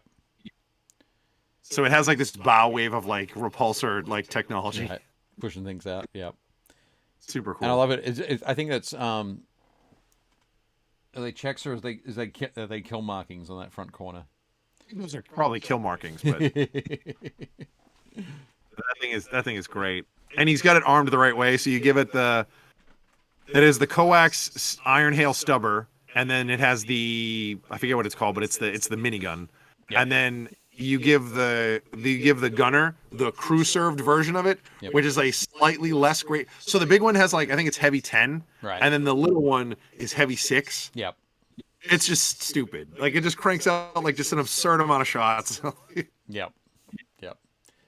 Whenever I've watched battle reports where people are playing with Primaris stuff, it's I think I've seen this one before where it was I'm going to fire the big Gatling cannon and then the little Gatling cannon, and then you can take the Dreadnought that has the arm that is just a big Gatling cannon, and he's got the fist and with an underslung little Gatling cannon or 2 Gatling cannons coming out of the body. Or I'm just going to sprinkle Gatling cannons all over the side. Yeah, just for a little bit of spice. So good. Yeah, I love this tank. I don't think it gets used anywhere near enough. I'm currently making a list right now. I wanted to run 2 of them. Right. But points wise, they're so expensive. So I can't. Again, I'm trying to keep my army so it's playable. So I try to keep it at 2,000 points. Right. If we did 2,500, it'd be easy. I would just swap out one of my other squads and add this. Yep. But I run. I think I run the Destroyer. The Executioner, which again is the tank version of this, which is they're both tanks, right? But it's the dedicated tank. And just like a Land Raider, if you give it, this one can carry, I think 10 Primaris Marines, right? And if you put the Executioner turret on it, it can only carry 6, right. I think. Okay. So it's the Rhino Razorback version. Yeah. So I run the one that has the Executioner and then I put my 6-man command squad in it, Okay. and then I run a impulsor, and I have all of my blade guard in it. Yeah. And then I run another. I think I run another impulsor that has. Just Oh regular. no, I had to swap. That's why I had to swap it. I had to dump the executioner. Right. So I have 2 impulsors and an executioner, and the regular repulsor. I had to dump the executioner. Okay. So the one that carries 10, I have 10 Marines in it Yeah. because they're Primaris and they can only go in that. So I have 10 of them in that, and then I have 2 impulsors which can only carry 6. Right. Like, Okay. again, the numbers are weird in the Primaris vehicles. Like Sure. they don't. You're like, how do I put guys in vehicles? And like you really can't unless you take this. Okay. Radio. Because you can't fit 10 guys in anything except that. Okay. Well, now that we got that out of the way, But it is awesome. next up is this is a piece I went and stole this from Jeff Wilhelm, but this is a sweet Chimera conversion Nice. using a 6x6 kit from, I can't remember the name of the company is escaping me at the moment, but It's very like Soviet BMP kind of looking thing. yeah, very much so. Even to the point where it looks like it has that sloped hatch at the back, Yeah. rather than the standard sort of flat back of the Chimera. Yep. But yeah, it definitely looks cool. And also on the gun ports, it's got the little hatches that would swing to the side, so you can stick your guns out. Yeah. Yeah, you just like whoop, roll that thing out of the way. Yep.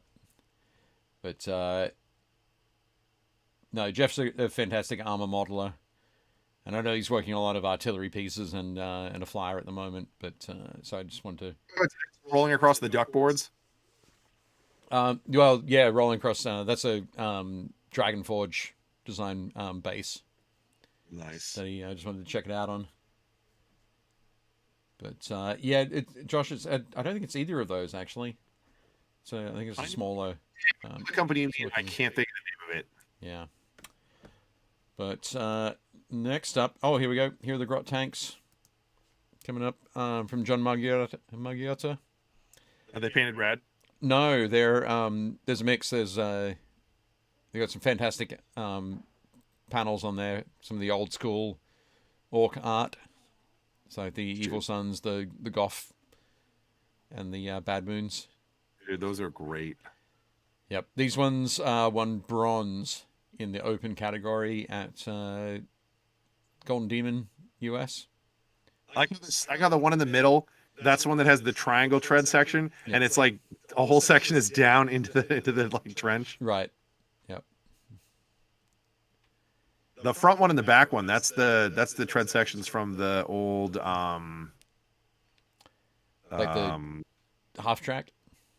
yeah, the orc the orc half track. Half track. Yeah. Or war track. Those are great though. I like the guy in the back with the blunderbuss barrel. Like it's like that's like the weird. Yeah. Yep. Yeah, the old war track. The war track was great. This is my little Kenton Rad conversion. That's great. Ago. Haven't done anything with them for ages. They're just sitting over there. But yeah, John did an awesome job on these. The paint job's spectacular. Spectacular. Okay, and then we move into some of my stuff, so we can run through this fairly quickly. I got some more bits that I didn't pick up and show that are sitting over here, but I'll run through them all. Obviously, I love tanks. I've done a lot of tanks over the years. It's first run of some stuff from my Blood Pact army. So it's a little bit more rough and ready. Oh, nice. But yeah, this is the Malkador Defender. So it has the Demolisher Cannon in the hull. And has the crazy... More heavy bolters? it's 5. There's one that sticks out the back. Awesome. Yep. In that strange sort of not turret housing. And it's like a blockhouse. Pardon? It's like a blockhouse. That's weird. Yeah. Yep, it is weird. And then it's got Last Cannon sponsons, but the sponsons are sort of inset. Yeah, which kind of I like that. really strange.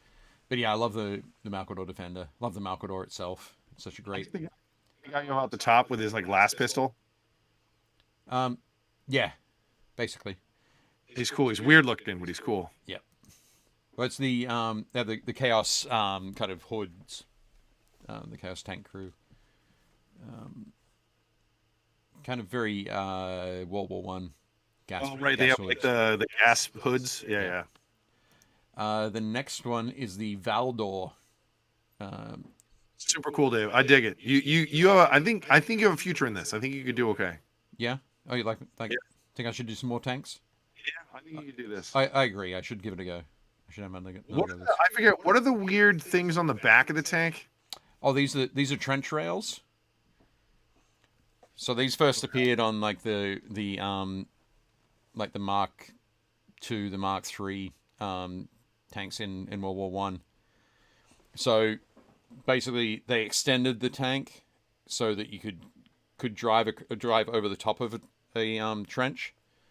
So if you've got the trench sitting like that, if you didn't have that, and you get to a point where the front of the tank would go in, Right. but basically you get to a point where when you came across that would fall down, and your tank would end up just sort of grinding up against that front wall of the trench and couldn't get out. Okay. Having the trench rails extended the body so that you could get to the point where you got across the trench and there was enough of the weight of the tank on the other side of the trench. Okay. So that it didn't slip down. Got it. That makes sense. So that's all it did, was just kept you sliding forward on those. But yeah, this one's funny as well, because on the other side, so that las cannon sponson that we saw, yeah, this has that las cannon sponson on the other side. So the main gun is offset. Yeah, well, it's like the one that I built. It's the same gun. Yeah, it's the same kit. Yep. Like the one that I built, like they use the same gun and the same like the 3 cables and like the converter. Yep. That's literally the same sprue. Yep. But yeah, that's a fun one. That's the Valdor Tank Hunter. Nice. This one's a conversion I did. Did you freehand the chaos symbol? Yeah. Yep. Very good. Very nice.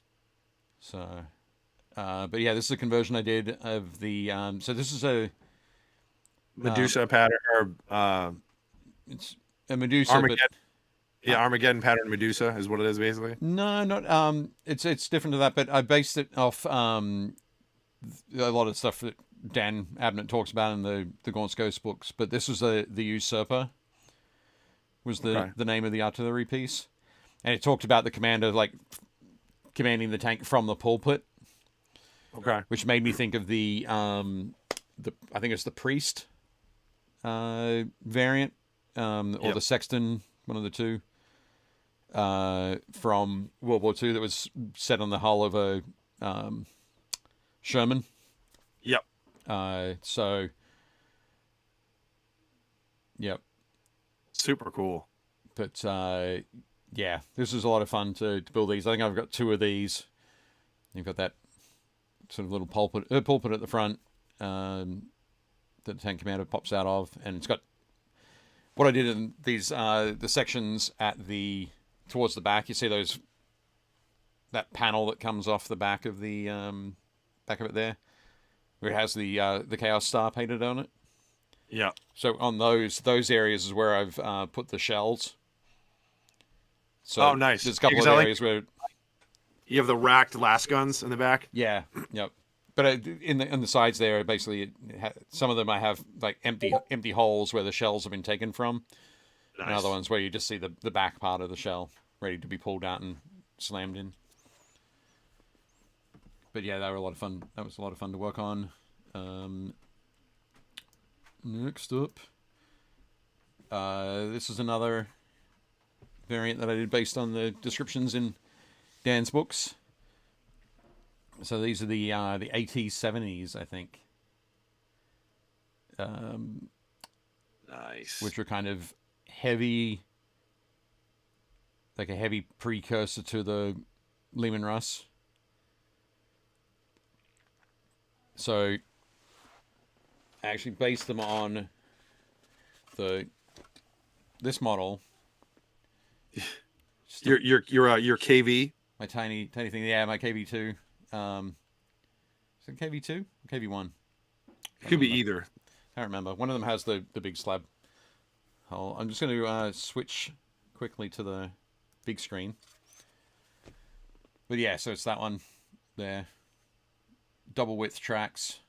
Oh, so it's a double Chimera kit. I was like, I was like, how did he make that? It looks like a Chimera, but yeah, and the Chimera sides are extended.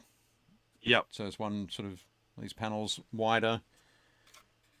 The sponsons are on there. You got the las cannon at the front. The dozer blade with the big eagle. Pieces. Yeah, I love the dozer blade with the eagles from the the Sector Mechanicus or the Sector Imperialis terrain. From the the old City Fight terrain. Yep. Yeah, yep. Dave Hummel's got it right. He said it's based on the epic Ragnarok tank. That's awesome. So that's what I did with this one. Built like 3 Ragnaroks. And on the top here, this section here, I've got a magnet underneath it. Yep. And so I can put a like a tank commander sort of coming out of a hatch. I can just put a hatch, or I can hatch with a gun, all that sort of stuff. Yeah, it looks awesome. But yeah, so with that one, and that's what is in that. So those tanks. You could theoretically run that as what? You could run that as a Dorn. I just run it as Lehman Russ. Yeah, it's a little bit wider. It's a little bit longer, but it's a little bit shorter as well. So okay, it all kind of balances out. But yeah, these ones here are the blood pack version where they still have the Lehman Russ turret. But they look great, man. Yeah, they're a lot of fun. Work on those. Damn you, blood packed. Something I will show you as well. Sorry. Don't worry. Commissar Gaunt's got something for you. Yeah, no doubt. So I originally did these for my Valhallans. Just because they're big and... They're very Russian looking, yeah. No, sorry, not Valhallans, Vestroyans in 40k. And so for the Sentinels... Nice. I did those. Little baby tanks? Yeah. So just to give you an idea. That's pretty great. He's little. Yeah. So yeah, fun little tanks just based on single. Yeah, those would be what like French tankettes. Yeah. Yep. Just a fun little tankette. So there's the little hatch at the back. So where you can bake cookies or put one guy in it. Yep. All good. But yeah, and these ones I painted using the I don't know if you remember the Ogre Flesh spray. Yeah. So Ogre Flesh spray can we use on both of these. Color. I don't know why they discontinued it. I'm not sure either, but yeah, I think it's because they didn't want to do an actual bottle of paint of that same color. So it is a bit of a shame, but I did love those. There's one point I smuggled 2 cans of that back from the UK in my luggage. I told you I still have a can of Incubi Darkness. All right, okay, nice. That I've been jealously hoarding, waiting to do my Alpha Legion. Excellent. And finally, we're sort of down to the last photo. There's something from my from the Armies, Legions, and Hordes book that I did, but I wanted to show it. Let's see it. What are we looking at? So it's a page from the section on doing a Flames of War army. Oh yeah. And so this is my early war Germans. But I always love the silhouette kind of image. So, but yeah, for this one as well, I wanted to make an army that would that could see use in a number of different sort of settings and a number of different lists where I could get the most use out of all of the models. So I think that the early war has like 3 different tank lists and 2 different infantry lists, like an infantry list and an armored infantry list. Yep. So I painted as small an amount of stuff as I could get, like 3,000 point or 2,000 point lists for 5 different lists, I guess. 5 different ways of putting the army together. The Stug is one of my favorites. I love that thing. Right. It's gross. Yep. I love the huge half track with the 88 millimeter gun. That thing is kind of insane. Yeah. That's my favorite one from that group. But yeah, it was definitely a lot of fun going through painting those all up. Doing some research, going back and forth on did the early German tanks have camouflage? There are sources that suggest that they had so they had the gray, that German gray, but then had it like dark brown stripes, sort of like wavy stripes that went across them. But in the end, I just went nice and simple. Kept it simple. Just use the brown for the weathering. It's definitely a nice looking list too. So yeah, but it was cool just to be able to put that vehicle recognition chart together. The Germans love armored cars. They love them. There's so many of them. Yeah, loads of them. But yeah, the thing that always cracks me up is like you look at like their wartime production, and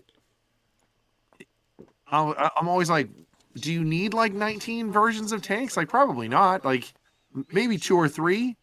You're like, we need a light tank, and we need a heavy tank, and then we need a tank like tank destroyers. Sure.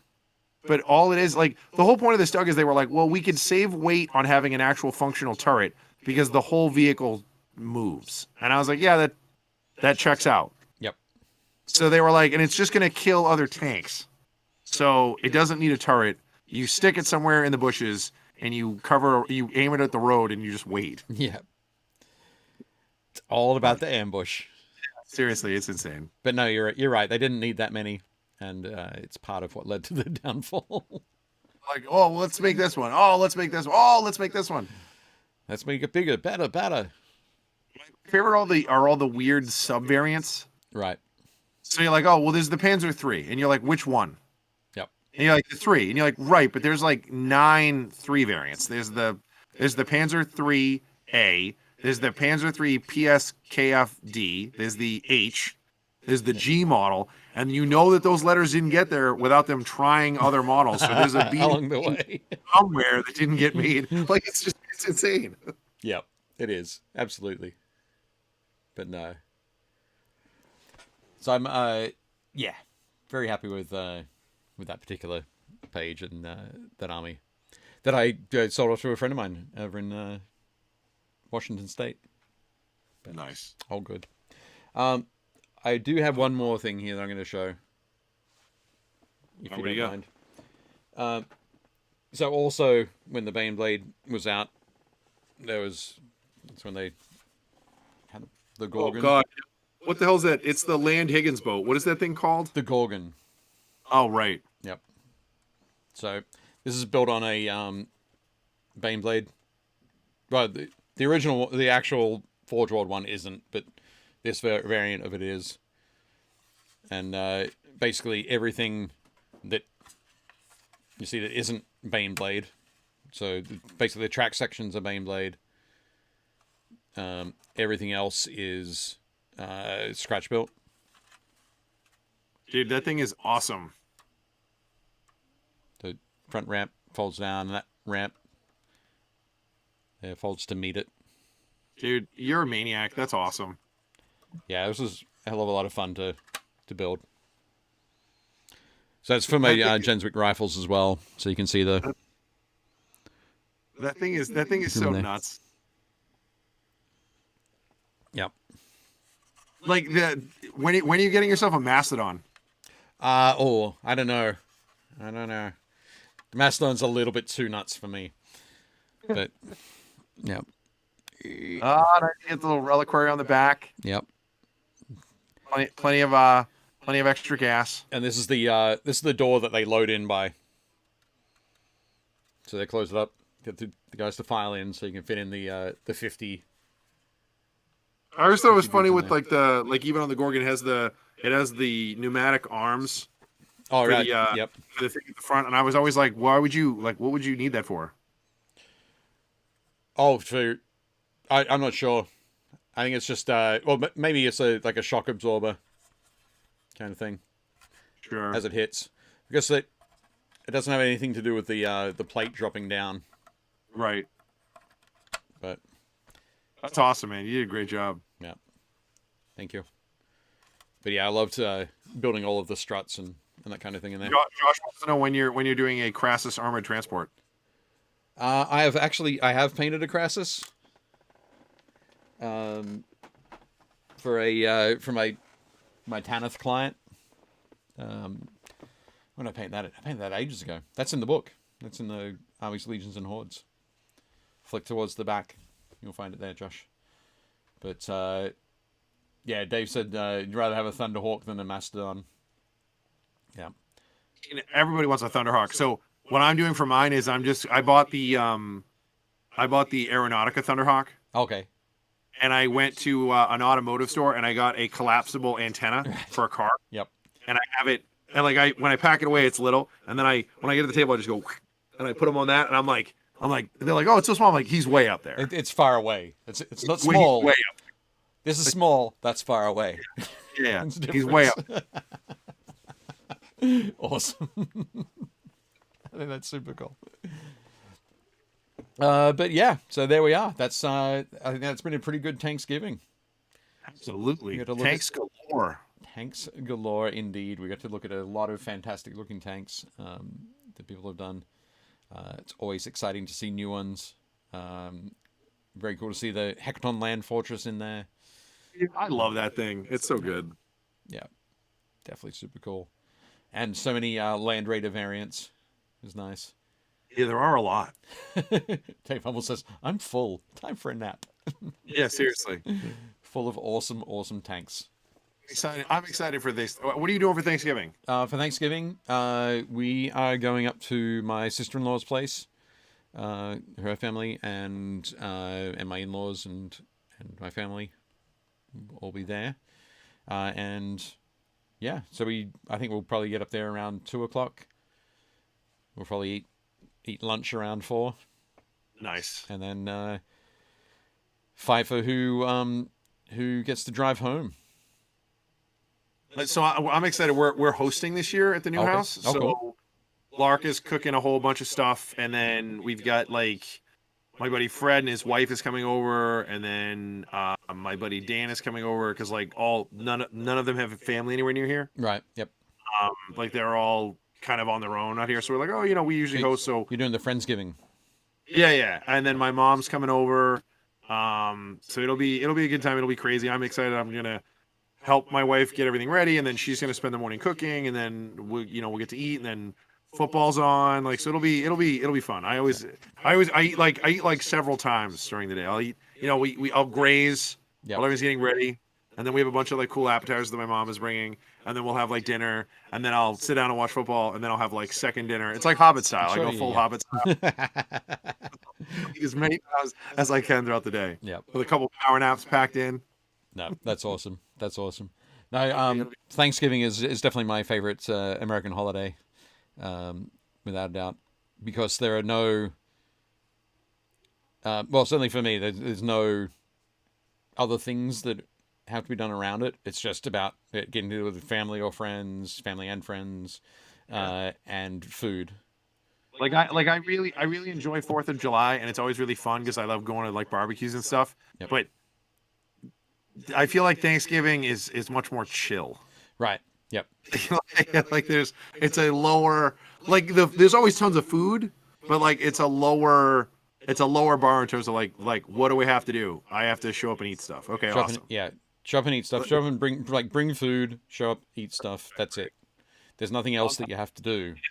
Like, I'm here for that. Yeah. Let me check that box. At my local farmers market, there's a guy that runs one of the stalls who I just met him recently. He's Australian as well, and I was like, yeah, Thanksgiving, that's my favorite holiday. And he goes, mine too. And I said, why is that? And he goes, because it's much lower bars, lower expectations. You're just going to show up and eat food. Amazing. I said, it's fantastic. I love it too. We should definitely do it. So last update I got, if anybody is planning on going. So oh yeah, Everwinter is happening in December up here in Boston, and like we said, I think it's the 9th, 10th, and 11th. And if anybody wants to go, I will be there most likely. I'll be running a painting class. It says expert painting, but I need to change the description. They threw that up there. It's basically going to be I'm teaching people how to get stuff like done like with speed. Speed painting. Speed painting is disgusting. It's not really speed painting because I'm not doing any slap chop nonsense, and I'm not like I'm not showing people like there's nothing wrong with slap chop. I think it's really I know. it's everywhere. It's like IPAs in the beer world. Like it's everywhere, and I'm like I don't need to do a slap chop paint. Yep. So I'm gonna just show people how to do like tricks and tips to like shave time, get big projects done, things like that. Stuff that'll like allow you to kind of focus on the stuff that you like. Yep. But that'll be fun. If anybody's there, obviously you swing by and say hi. I think you can still get tickets on their website. I think it's. Yep. Sorry, that got super bright. I'm trying to find their website. I think it's just. What the hell is the name of the website? I don't know. Oh, it's wickeddicey.com. Wicked Dicey? Yeah, Wicked Dicey. Because it's from Boston. Yeah, 100%. Right.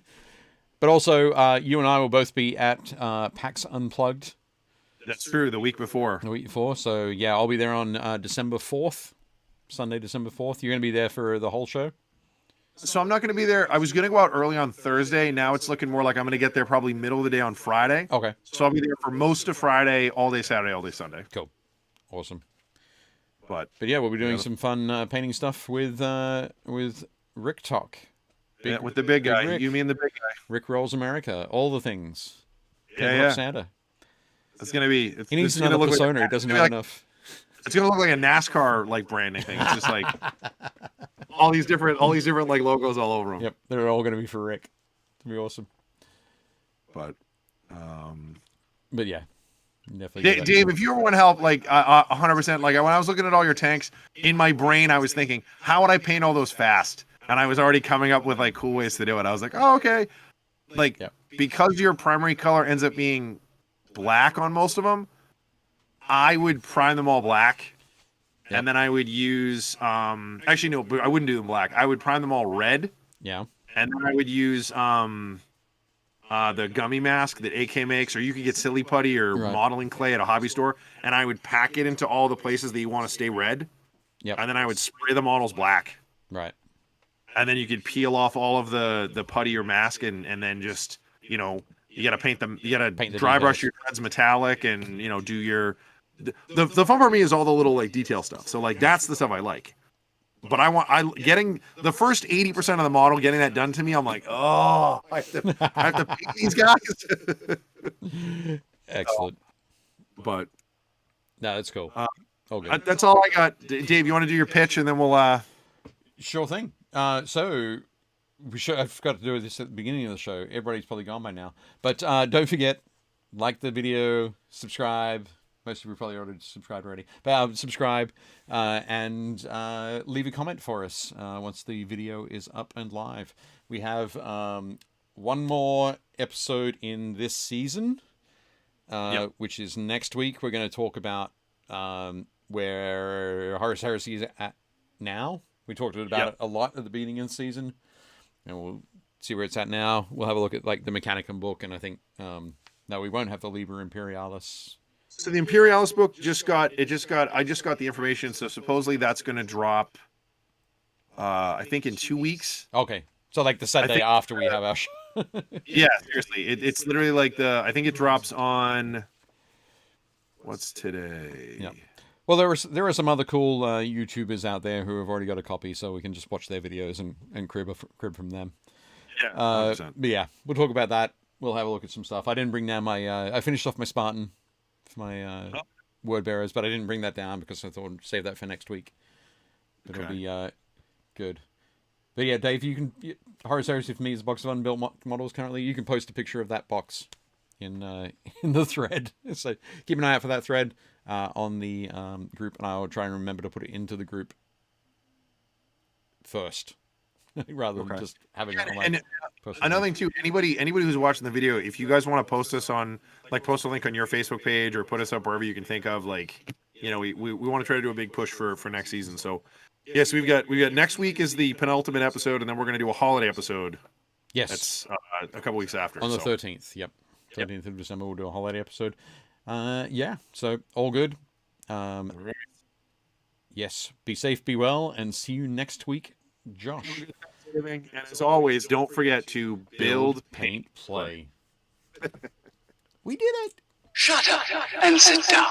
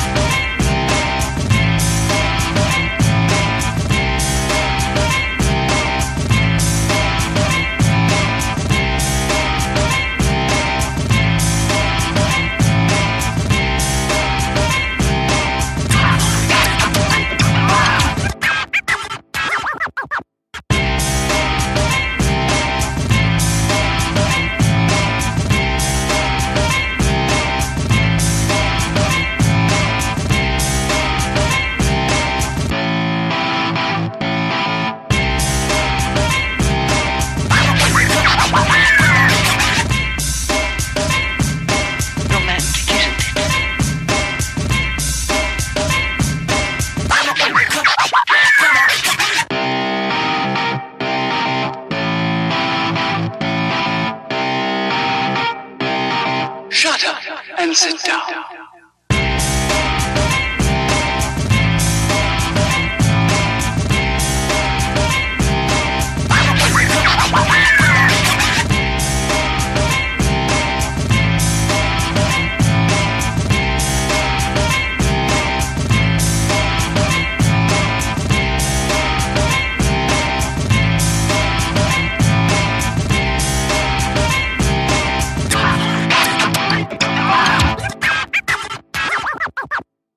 Shut up and sit down.